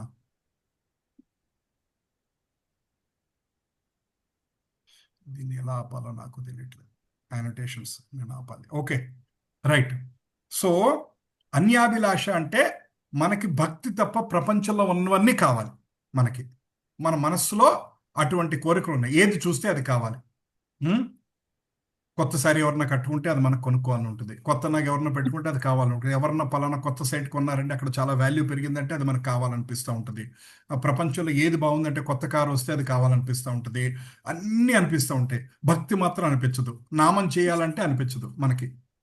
ఇట్స్ ఓకే, తర్వాత చేద్దాంలే అని అనిపించి పక్కన పెట్టేస్తూ ఉంటాం. ఎందుకు? మన మనసులో కోరికలు అన్నిటి మీద ఉన్నాయి. మనకు కోరికలు అన్నీ కావాలి, కానీ అది వద్దు. ఇవాళ కొత్త సినిమా రిలీజ్ అయ్యిందంటే అది చూడాలి, ఏదో ఎగ్జిబిషన్ పెట్టారంటే వెళ్ళాలి, అన్నీ కావాలనిపిస్తూ ఉంటుంది. సో అన్యాభిలాషిత భక్తి తప్ప. భక్తులకి ఏం కావాలి? భక్తి తప్ప ఏమొద్దు. మనలాంటి వాళ్ళకి ఏం కావాలి? భక్తి తప్ప అన్నీ కావాలి. సో ఫస్ట్ మాలిన్యం అది తీసేస్తుందంట. తీసేసి భక్తి తప్ప నాకు ఇంకేమొద్దు. ఇవాళ మనం నోటితోటి అంటున్నాం, కృష్ణ నాకు భక్తి తప్ప ఇంకేమీ వద్దు అంటూ ఉంటాం నోటితోటి, కానీ మన మనసులో నాకు భక్తి తాకుండా మిగతావన్నీ కావాలి కృష్ణ. ఏది చూస్తే అది కావాలి. కొత్తగా ఐటమ్ ఏదైనా పెడితే అది కావాలి. కొత్త స్వీట్ ఏది ఉంటే అది కావాలి. ఉమ్, కొత్త ఐటమ్ ఎవరన్నా వండితే అది కావాలి. ప్రపంచంలో ఏది స్వీట్గా ఉన్నా, ఏది అందంగా ఉన్నా, ఏది రుచిగా ఉన్నా, ఏది మెత్తగా ఉన్నా అన్నీ మనకు కావాలి. ఈ 5 సెన్సెస్ తోటి మనకి ఏ తృప్తినిస్తే అది కావాలి. కళ్ళతోటి అందమైన ప్రదేశాలకు వెళ్ళాలనిపిస్తూ ఉంటుంది, అందమైన వస్తువులను చూడాలనిపిస్తుంది, అందమైన మనుషులను చూడాలనిపిస్తుంది, చెవులతోటి ఏదైతే వినకూడదో అవన్నీ వినాలనిపిస్తూ ఉంటుంది. సో చేతితోటి మెత్తనమైన వస్తువులు కావాలనిపిస్తూ ఉంటుంది. తర్వాత ఏమో ఆ మ్, స్త్రీ పురుష సాంగత్యం కావాలనిపిస్తూ ఉంటుంది.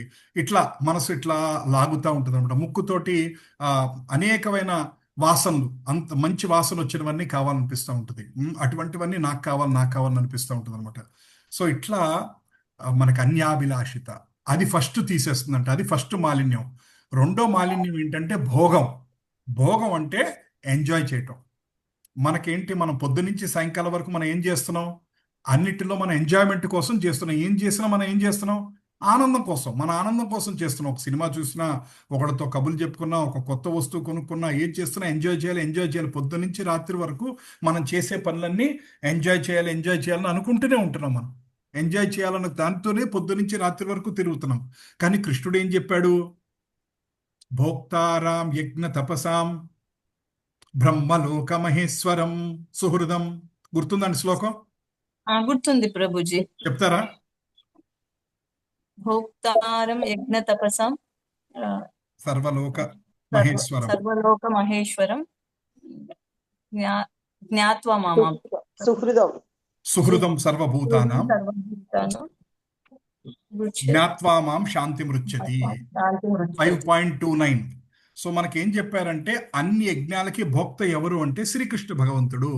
ఆనందం తీసుకెళ్ళి ఆయనకి ఇవ్వాలి, అన్ని ఆనందాలు తీసుకెళ్ళి ఆయనకి సమర్పించాలి. కానీ మనం ఏం చేస్తున్నాం?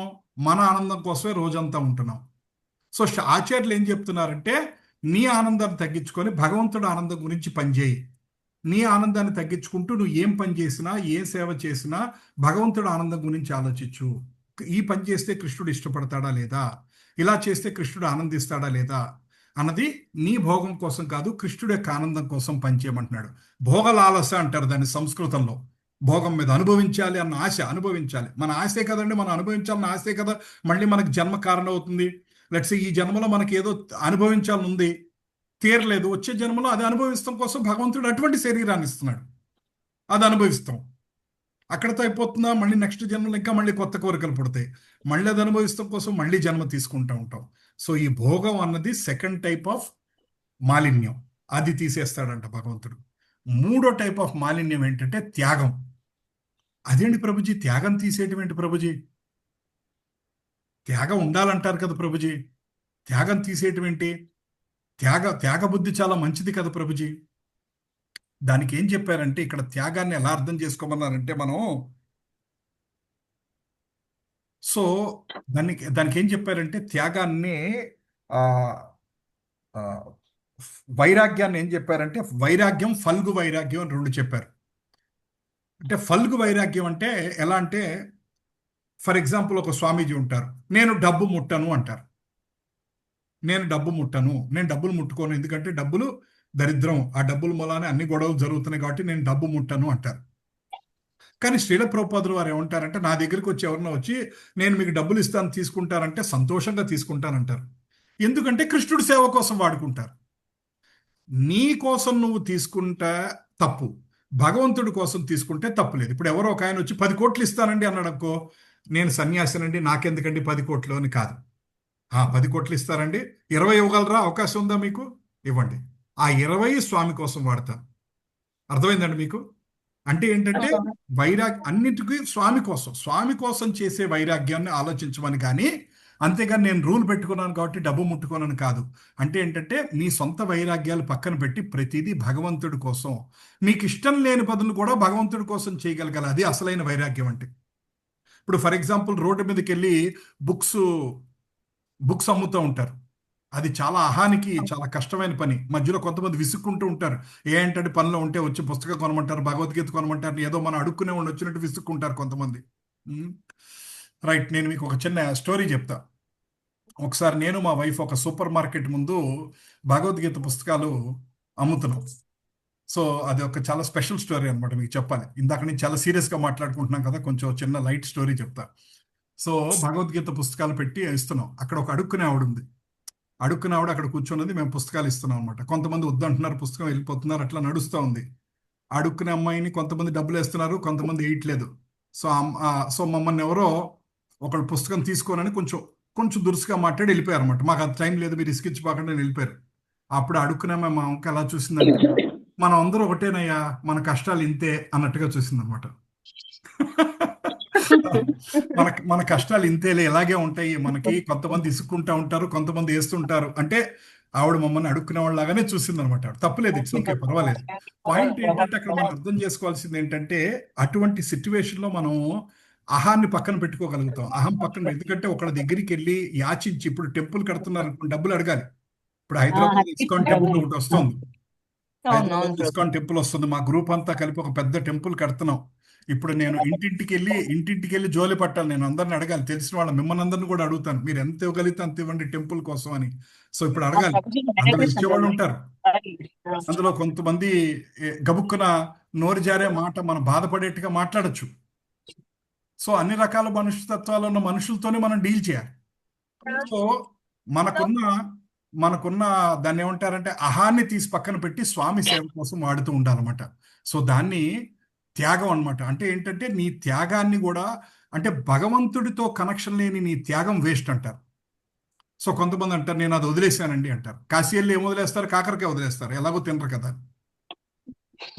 అంతేనండి, చాలా మంది కాశీ వెళ్ళి వదిలేసేది ఏంటంటే, ఏ స్వీట్ అయితే తినరో, ఏదైతే దొరకరో అది వదిలేస్తుంటారు అనమాట. ఇష్టం లేదో, అయిష్టంగా ఉన్నది. సో నీకు బాగా ఇష్టమైంది వదలటం గొప్పతనం. నీకు అస్సలు ఇష్టం లేనిది, చిరాకు వచ్చేది, వామిటింగ్ వచ్చే ఐటమ్ వదిలేసేసి నేను వదిలేశాను గొప్ప పడతాం కాదనమాట. సో త్యాగం గురించి ఏం చెప్తారంటే, భగవంతునితో సంబంధం లేని త్యాగం కూడా వదిలేయాలన్నమాట. నేను త్యాగమూర్తిని అయిపోయానని గొప్ప ఫీల్ అవటం కాదు. సో ఈ భోగ త్యాగాలు, అన్యాభిలాష, ఈ 3 మానిన్యాలను వదులుతాయి. అఫ్ కోర్స్ మీరు ఇంతకు చెప్పిన అరిషడ్ గర్వాలు కరెక్టే. అరిషడ్ గర్వాలు ఎలాగ వదలాలి? కామ, క్రోధ, మోద మాత్సర్యాలన్నది ప్రతి మనిషిని పట్టి పీడించి అనేక జన్మలకు కారణం అవుతుంది మనకి. మనం అందరం ఇప్పుడు కొన్ని కోట్ల జన్మలు తీసుకున్నాం, మళ్ళీ తీసుకుంటాం. మళ్ళీ ఇప్పుడు హరినామ సంకీర్తన మనం సీరియస్గా తీసుకోలేదనుకోండి, మళ్ళీ నెక్స్ట్ జన్మ కూడా తీసుకుంటాం. నెక్స్ట్ జన్మల క్లాస్లో మళ్ళీ జూమ్ క్లాస్లో కలుస్తాం మనం. లేకపోతే మనకి ఇంకెవరో చెప్తా ఉంటారు. సో మన బుద్ధి మారి భగవంతుడి వైపు తిరిగే వరకు జూమ్ క్లాసులు వింటానే ఉండాలి మనం. సో అన్యాభిలాషిత అన్నది బయటికి పోవటం, భోగం బయటికి పోవటం, ఈ త్యాగం అంటే భగవంతుడితో కనెక్షన్ లేని త్యాగాన్ని వదులుకుంటాం అన్నది. తర్వాత ఈ అరిషడ్ గర్వాలు ఇవన్నీ తీసేయటం, చేతో దర్పణ మార్జనం అది. సో ఆ హరినామ సంకీర్తనం అనేది ఏం చేస్తుందంటే, క్లీన్ చేసి మనని ఫైనల్గా, నేను ఈ శరీరాన్ని కాదు, నేను ఈ శరీరాన్ని కాదు, నేను ఈ మనసుని కాదు, నేను కేవలం ఆత్మనే, సాక్షిభూతంగా ఉంటాను, నేను ఆ స్వామి సేవకుణ్ణే, నా జన్మ స్వామి సేవ కోసమే, నేను పుట్టింది స్వామి సేవ కోసమే, నా ఆనందాన్ని తగ్గించుకొని స్వామి సేవ కోసం ఎక్కువ చేయాలి, నా ఆనందాన్ని తగ్గించుకొని స్వామి ఆనందం గురించి ఎక్కువ కష్టపడాలి అన్ని మనల్ని అటువైపు తిప్పుతుంది అనమాట. సో మీలో ఎవరికన్నా ఇంకా జీవితంలో బాగా ఎంజాయ్ చేయాలంటే రేపటి నుంచి హరే కృష్ణ మహామంత్రం ఆపేసేయండి. అలా అంటున్నారేంటి ప్రభుజీ? అవును, మరి బాగా ఆనందించాలి. ఉంటాయి కదా ప్రభు, ఈ మంత్రం చేస్తూ ఉంటే ఆలోచనలు ఉంటే కూడా పోతాయని ఇది కానీ చేస్తున్నాం కానీ, ఇంకా దీనికోసం అది మానుకుంటే ఎట్లా ప్రభుజీ? అవునమ్మా, అంటే ఇప్పుడు డేంజర్ కదా. హరే కృష్ణ మహామంత్రం ఎక్కువ చేస్తే కోరికలు తగ్గిపోతాయి, రకరకాల భోగాల అంశాలన్నీ మెల్లిగా తగ్గిపోతే డేంజర్ కదా. సో మరి ఆలోచించుకోండి, హరే కృష్ణ మహామంత్రం చేయాలో వద్దో. ఏమంటారు, చెయ్యాలా చేయక్కర్లేదు? భగవంతునికి దగ్గర కావాలంటే చెయ్యాలా ప్రభుజీ? చెయ్యాలా ప్రభుజీ? హాయి కదా ప్రభుజీ, కోరికలు లేకపోతే అంతేనంటారా? ప్రశాంతం. ఎవరి గురించి పట్టించుకోకుండా మన ధోరణి ఏదో మనం చేసుకుంటూ పోతూ ఉన్నంత ఉత్తమం రెండోది లేదు. Very good. త్రివేణి మాతాజీ ఏమంటారు మీరు? చేయాలి ప్రభుజీ, హరే కృష్ణ. అంతేనా? చాలా డేంజర్. మరి స్వామి మంత్రం చేస్తే అన్నిటికీ దూరం అయిపోతాం, అన్ని చెత్త అంతా మనసు నుంచి బయటికి వెళ్ళిపోద్ది. అది ఓకేనా? మంచిదే కదా ప్రభుజీ. మంచిదే అంటారా? వెరీ గుడ్, చాలా సంతోషం. రైట్. సో ప్యూరిఫై అవుతాను. హరినామ సంఖ్య హరే కృష్ణ రూపమాతజీ, మీరు యాత్ర హరే చేసి కృష్ణ క్లాస్ కూడా ప్రభుజీ. అటెండ్ అయ్యారా? వచ్చేసారమ్మా? లేదు లేదు ప్రభుజీ, మేము ఇంకా బస్ లో ఉన్నాం, ఎయిర్పోర్ట్ కి వెళ్తున్నాము. అయితే ఇంకోటి ప్రభుజీ, మాకు నిన్న అదే చెప్పారు హరికృష్ణ ప్రభుజీ, 2-3 days అదే రిమైండ్ చేశారు. మీలో అహంకారం, ఈగో ఇవన్నీ పోవాలంటే మీరు రోడ్డు మీద బుక్స్ అమ్మండి, భగవద్గీత బుక్స్. అప్పుడు అన్ని కైండ్ ఆఫ్ మెంటాలిటీస్ వస్తారు. అప్పుడు మీ ఈగో జీరో అయిపోతుంది, న్యూట్రల్ అయిపోతుంది. వెళ్దాం, మనం అందరం బుక్స్ అమ్మటానికి వెళ్దాం ఒకసారి. మీరు హైదరాబాద్ వచ్చాక సెటిల్ అయ్యాక ఈ కార్తీక మాసంలోనే వెళ్దాం. హరే కృష్ణ మాత, చాలా అది కూడా సంతోషం. ఎక్స్పీరియన్స్ మీరు యాత్రలో కూడా క్లాస్ వింటున్నారు, చాలా చాలా సంతోషం. నమస్కారం. ఇప్పుడే లక్ష్మీకాంత్ ప్రభుజీ అందరూ వెళ్ళారు, వాళ్ళు కూడా వినేవాళ్ళు. Okay okay okay. ఎయిర్పోర్ట్ కి వెళ్తున్నారమ్మా మీరు? ఆ ఎయిర్పోర్ట్ అచ్చా, 3 hours హైదరాబాద్ కదా. వెరీ గుడ్, చాలా సంతోషం అమ్మా. సో చేతో దర్పణ మార్జనం అంటే ఖచ్చితంగా ఏ రోజుకి అవుతుంది అనేది తెలియదు. నేను ఇంకా ఆ స్టేజ్ దాటలేదు, నేను ఇంకా అనర్థాలు ఉన్న స్టేజ్లోనే ఉన్నాను. సో బట్ స్వామి అనేక జన్మల నుంచి వచ్చిన అనర్థాలని, అన్యాభిలాషుని, భోగాన్ని, త్యాగాన్ని తీసేస్తాడు. అది రోజు మంత్రం చేస్తుంటే స్వామి తీసేస్తాడు. కానీ ముఖ్యమైన కార్యక్రమం ఇక్కడ ఉంటుంది, మనం తీసేయడానికి ఒప్పుకోవాలి. అర్థమైందండి? మన ఇంట్లో పాత వస్తువులు తీసి పారేయమని ఇళ్లలో, చాలా మంది ఇళ్లలో గొడవలు జరుగుతూ ఉంటాయి భార్యాభర్తల మధ్యలో. తీసేయండి అంటుంటారు, ఒకళ్ళేమో తీయద్దు అక్కడే ఉంచండి, ఏ రోజు పనికి వస్తుందో అంటూ ఉంటారు. అవునా? అది ఇంటింటి రామాయణం అది. సో ఈ డిస్కషన్స్ నడుస్తూ ఉంటాయి. అంటే ఇప్పుడు నేను దానికి ఎందుకు పోల్చానంటే అమ్మా, భగవంతుడు తీసేయడానికి రెడీగా ఉన్నాడు, మనం తీసేపించుకోవడానికి రెడీగా ఉన్నావా లేదా అన్నది మనం కూడా ఆలోచించుకోవాలి. సో ఆయన తీసేస్తానంటున్నాడు, మనం తీసేయడానికి రెడీగా, ఈ కోరికల మీద ఆశలు ఇవన్నీ తీసేయడానికి మనం రెడీగా ఉన్నామా? ఆ రెడీగా ఉండి మనం ఒప్పుకోవాలి. స్వామి తీ అంటేనే అప్పుడు ఆయన తీస్తాడనమాట. అది. సో అది చాలా ముఖ్యమైనది. ఫస్ట్ శ్లోకంలో ఫస్ట్ లైన్ అర్థం చేసుకున్నాం మనం, చేతో దర్పణ మార్జనం. తర్వాత నెక్స్ట్ వర్డ్ భవమహాధావాగ్ని నిర్వాపణం. ఈ నెక్స్ట్ వర్డ్ అర్థం చేసుకుందాం ముందు. అగ్ని అంటే తెలుసు, దావాగ్ని. దావాగ్ని అంటే ఏమంటారు? దావాగ్ని అంటే ఎవరికైనా తెలుసా అండి? మొత్తం అంతా దహించేది. ఎస్పెషలీ మీకు అరణ్యాల్లో మంట పుడితే ఏమవుద్దంటే నిమిషాల్లో అరణ్యం అంతా కాలిపోతుంది, ఎవరు ఆపలేరు. దాన్ని ఇంగ్లీష్ లో ఫారెస్ట్ ఫైర్ అంటారు అనమాట. అరణ్యంలో చెట్లు రాచుకొని ఎండాకాలంలో ముఖ్యంగా స్టార్ట్ అవుతుంటుంది. అమెరికాలో కూడా ఇది ఫారెస్ట్ ఫైర్స్ చాలా కామన్. సో కొన్ని ఎకరాలు దగ్ధం అయిపోతుంటాయి, 100 ఎకరాలు దగ్ధం అయిపోతుంటాయి. దాన్ని ఆపటానికి కూడా కుదరదు. గవర్నమెంట్ కానీ ఎవరన్నా తీసుకెళ్ళిన ఆపాలన్నా ఎలా ఆపాలో తెలియదు. హెలికాప్టర్లు తీసుకెళ్ళి నీళ్లు పోస్తారు, కానీ అంత వాళ్ళు ఆపేలోపు టకటకటకట బోళంత నష్టం జరిగిపోతుంది. గంటలో కొన్ని 100 ఎకరాలు ఎగిరిపోతాయి. సో భవ మహాదావాగ్ని నిర్వాపణం. ఈ దావాగ్ని అంటే ఫాస్ట్గా బోల్డంత హీట్ వస్తుంది అనమాట. ఏదో చిన్న దీపం వెలిగించినంత ఇది కాదు, మొత్తం ఒక 100 ఎకరాలు కాలిపోవాలంటే ఎంత అగ్ని వస్తుంది. అటువంటి అగ్ని మనం అంటే ఏంటంటే పునరతి జననం, పునరతి, మనం మళ్ళీ జన్మ తీసుకోవటం, పుడతాం చావటం. ఈ జన్మ సైకిల్లోంచి మనం బయటికి రావటానికి ఆ స్వామి హెల్ప్ చేస్తాడనమాట. అటువంటి అగ్నిని ఆయన ఆపుతాడనమాట. అటువంటి అగ్ని చావు పుట్టుకలన్న సైకిల్ నుంచి ఆపగలిగిన శక్తి ఆ భగవంతుడికి ఉంది. ఆ శక్తి ఎలా వస్తుందండి? హరే కృష్ణ మహామంత్రం చేయటం ద్వారా అవుతుంది. తర్వాత మనం ఎప్పుడో చదువుకున్నాం, ఆధ్యాత్మిక, ఆది దైవిక, ఆది భౌతిక. గుర్తున్నాయా? గుర్తున్నాయి ప్రభుజీ. ఆధ్యాత్మిక ఎప్పుడో గత జన్మలో ఎప్పుడో చదువుకున్నాం మనం. గుర్తున్నాయి ప్రభుజీ. గుర్తున్నాయా? గత జన్మలో చదువుకున్నట్టుగా గుర్తుందా మీకు? అంతేనా? ఈ జన్మలోనే చదువుకున్నాం. Very good. ఆధ్యాత్మిక, ఆది భౌతిక, ఆది దైవిక. ఆధ్యాత్మిక అంటే మన మనస్సు ద్వారా వచ్చే సమస్యలు. తర్వాత ఆది భౌతిక, ఆది దైవిక అంటే చుట్టుపక్కల వారి ద్వారా వచ్చే సమస్యలు. ఆది భౌతిక అంటే ప్రకృతి విపరీతాలు, ఎర్త్ క్వేక్స్, సునామీలు, ఇటువంటివి. సో ఇటువంటి అనేక మిజరీస్ అంటారు. ఇటువంటి సమస్యలతోటి మనిషి కొట్టుమిట్టాడుతూనే ఉంటారు. మన మనస్సే మనకి 100 సమస్యలకి 90 సమస్యలు మన మనస్సు ద్వారానే కారణం. 10 కర్మానుసారి వస్తే 90 మన మనస్సు మనకి ఇస్తుంది సమస్యలు. సో మనసు పట్టే సమస్యలే కొంతమందికి చాలా ఎక్కువ ఉంటుంటాయి. సో మనం అంతా బాగానే ఉన్నామంటే చుట్టుపక్కల వాళ్ళు మన ఏదోటి సూటిపోటు మాటలతో, ఏంటి ఇంకా 2 bedroom అయినా అంటాడు ఎవడొకడు వచ్చి. అప్పుడు వరకు హ్యాపీగా ఉన్నోళ్ళు పక్కనోళ్ళు 10 సార్లు ఏంటి ఇంకా 2 బెడ్రూమ్ అయినా ఇంకా 2 బెడ్రూమ్ అయినా అనగానే మనకు కూడా 3 బెడ్రూమ్ మారాలన్న కోరిక కలుగుతుంది అనమాట. ఏంటంటే ఇంకా పాతకారైనా 10 ఏళ్ళని ఇంకా మార్చరా అని అడుగుతారు ఎవరో ఒకళ్ళు వచ్చి. వాళ్ళు మనకేం కొనిపెట్టరు, వాళ్ళు మన ఈఎంఐ కట్టరు, కానీ మన మాత్రం అడుగుతూ ఉంటారు ఇంకా మార్చరా అని. సో అట్లా ఏదో సమస్యలు చుట్టుపక్కల నుంచి మనుషులు ఎదుటి వాళ్ళు ఏదో ఒకటి సూటిపోటి మాట్లాడటమనో, లేకపోతే మనని తప్పుగా అర్థం చేసుకొని మనని బాధ పెడతామనో ఏదో ఒకటి జరుగుతూ ఉంటాయి. ఆది భౌతిక అంటే మనం చెప్పలేం. యాక్సిడెంట్స్ జరగటం, ఉపద్రవాలు రావటం, మన చేతిలో లేని పెద్ద పెద్దవి జరుగుతుంటాయి. ఈ 3 రకాల సమస్యల నుంచి భగవంతుడు కాపాడతాడు. ఆది భౌతిక, ఆది దైవిక, ఆధ్యాత్మిక అటువంటి సమస్యల నుంచి జనన మరణ చక్రం అన్న సైకిల్ నుంచి భగవంతుడు కాపాడతాడు. ఇవన్నీ ఏం చేస్తే కాపాడతాడు? హరినామ సంకీర్తనం చేయటం వలన కాపాడతాడు ఆయన. సో మన వాటికి ఇక్కడ ఆపుతానమ్మా, మనం మళ్ళీ చదువుకుందాం. ఇంకా ఫస్ట్ శ్లోకం కూడా అవ్వలేదు.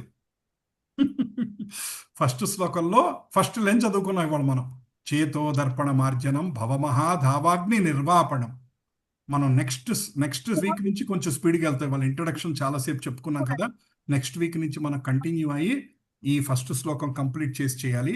ఈ వారం రోజులు నా రిక్వెస్ట్ ఏంటంటే అందరూ పొద్దున్న ఒకసారి, సాయంకాలం ఒకసారి మీకు పీడిఎఫ్ పెట్టాను. మీరు మొబైల్లో చదవటం అలవాటు ఉంటే పీడిఎఫ్ ఓపెన్ చేసుకొని ఆడియో ఇంటూ చదువుకోండి. లేకపోతే దగ్గరున్న కంప్యూటర్ షాప్కో ఎక్కడో ఒకటికి వెళ్ళి ప్రింట్అవుట్ తెచ్చుకొని ఇది పొద్దున్న సాయంకాలం చేతో దర్పణ మార్జనం దగ్గర నుంచి చివరి వరకు ఒక్కసారి చదవండి. మనం ఏం చేద్దామంటే ఒక్కసారి 8 శ్లోకాలు చదివేసేసి మనం క్లాస్ ఆపేద్దాం. చేతో దర్పణ మార్జనం భవమహాధావాగ్ని నిర్వాపణం శ్రేయ కైరవ చంద్రికా వితరణం విద్యావధు జీవనం ఆనందాంబుదివర్ధనం ప్రతిపదం పూర్ణామృత స్వాదనం సర్వాత్మా స్వపనం పరం విజయతే శ్రీకృష్ణ సంకీర్తనం. నేను ఒకసారి చదువుతాను, వినండి అమ్మా, మీరు సో దట్ ఫాలో అవ్వచ్చు. నామకారి బహుదా నిజ సర్వశక్తి తత్రాపితా నియమిత స్మరణేన కాలః ఏతాదృశీ తవ కృపా భగవన్ మమాపి దుర్దైవమీదృశం ఇహ జాని నానురాగః. తర్వాత త్రినాదపి సునీచేనా తరోరపి సహిష్ణునా అమానీన మానదేనా కీర్తనీయ సదా హరి నదనం నజనం న సుందరీం కవితం వా జగదీశ కామయే మమ జన్మనీశ్వరే భగవద్భక్తిరోహైత్యకీ త్వయి ఐనందతనుజ కింకరం పతితం మే విషవే భవాంబుధౌ కృపయా తవ పాద పంకజ స్థిత ధూళి సదృశం విచింతయా నయనం గలదశ్రుధారయా వదనం గద్గదారుద్ధయా గిరా పులకైర్విచితం వపు కదా తవ నామ గ్రహణే భవిష్యతి యుగాయితం నిమిషేణ చక్షుషా ప్రవిశ్యాయితం శూన్యాయితం జగత్సర్వం గోవింద విరహేణ మే ఆశ్లిష్య వా పాదరస్తు పినస్తు మాం ఆదర్శనాన్మర్మహతం కరోతు వా యథా తథా వా విదధాతు లంపతో యథా తథా వా విదధాతు లంపటో మత్ప్రాణనాదస్తు స ఏవ నాపరః. హరే కృష్ణ కృష్ణ కృష్ణ హరే హరే, హరే రామ రామ రామ హరే హరే. కరెక్ట్గా 3 నిమిషాలు కూడా పట్టలేదు మనం 8 శ్లోకాలు చదవటానికి. నేను టైం చూస్తున్నాను, 2.5 నిమిషాలు పట్టింది. ఇంకొకసారి చదువుదాం, ఓకేనా? ఓకే. అందరూ చదవటానికి ప్రయత్నం చేయండి. చేతో దర్పణ మార్జనం భవమహాధావాగ్ని నిర్వాపణం చేతో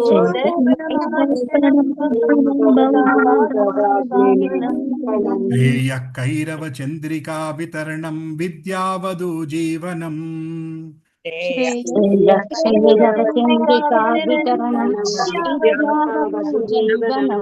ఆనందాంబుదివర్ధనం ప్రతిపదం పూర్ణామృత స్వాదనం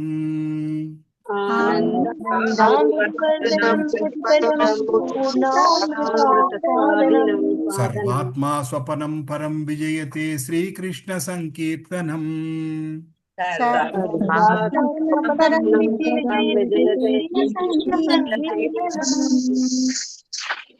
నెక్స్ట్ నామకారి బహుదా నిజ సర్వశక్తి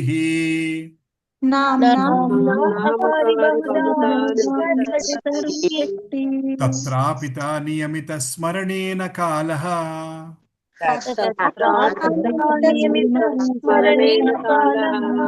ఏతాదృశీ తవ కృపా భగవన్మమాపి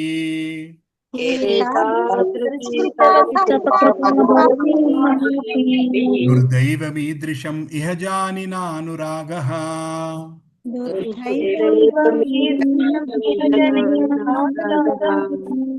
త్రినాదపి సునీచేన తరోరపి సహిష్ణునా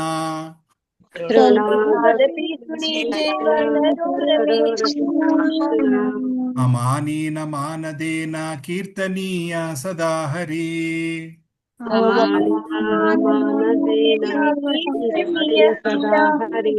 నదనం న జనం న సుందరీం కవితం వా జగదీశ కామయే మమ జన్మని జన్మనీశ్వరే భగవద్భక్తిరహైతుకీ త్వయి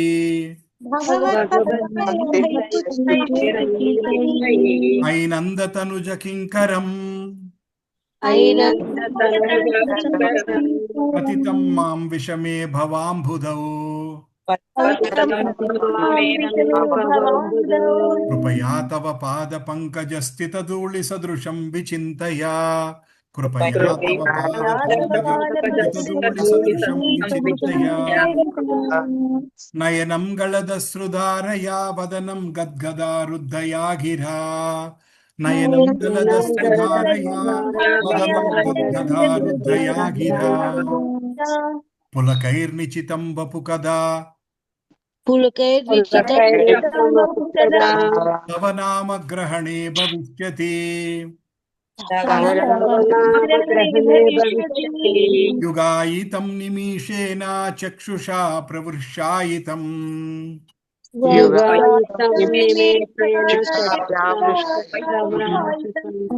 శూన్యాయితం జగత్ సర్వం గోవింద విరహేణ మే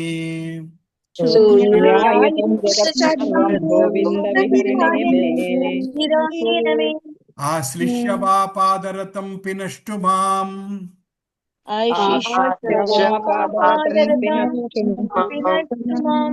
ఆదర్శనాన్మర్మహతం కరోతు వా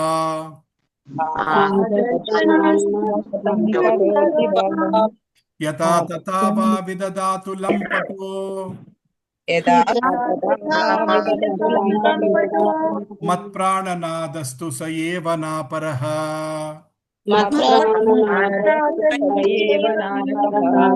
హరే కృష్ణ కృష్ణ కృష్ణ హరే హరే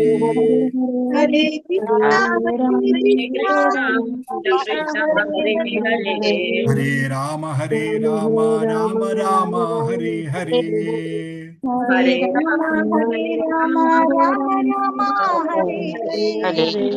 హరే కృష్ణ అమ్మా. Thank you all.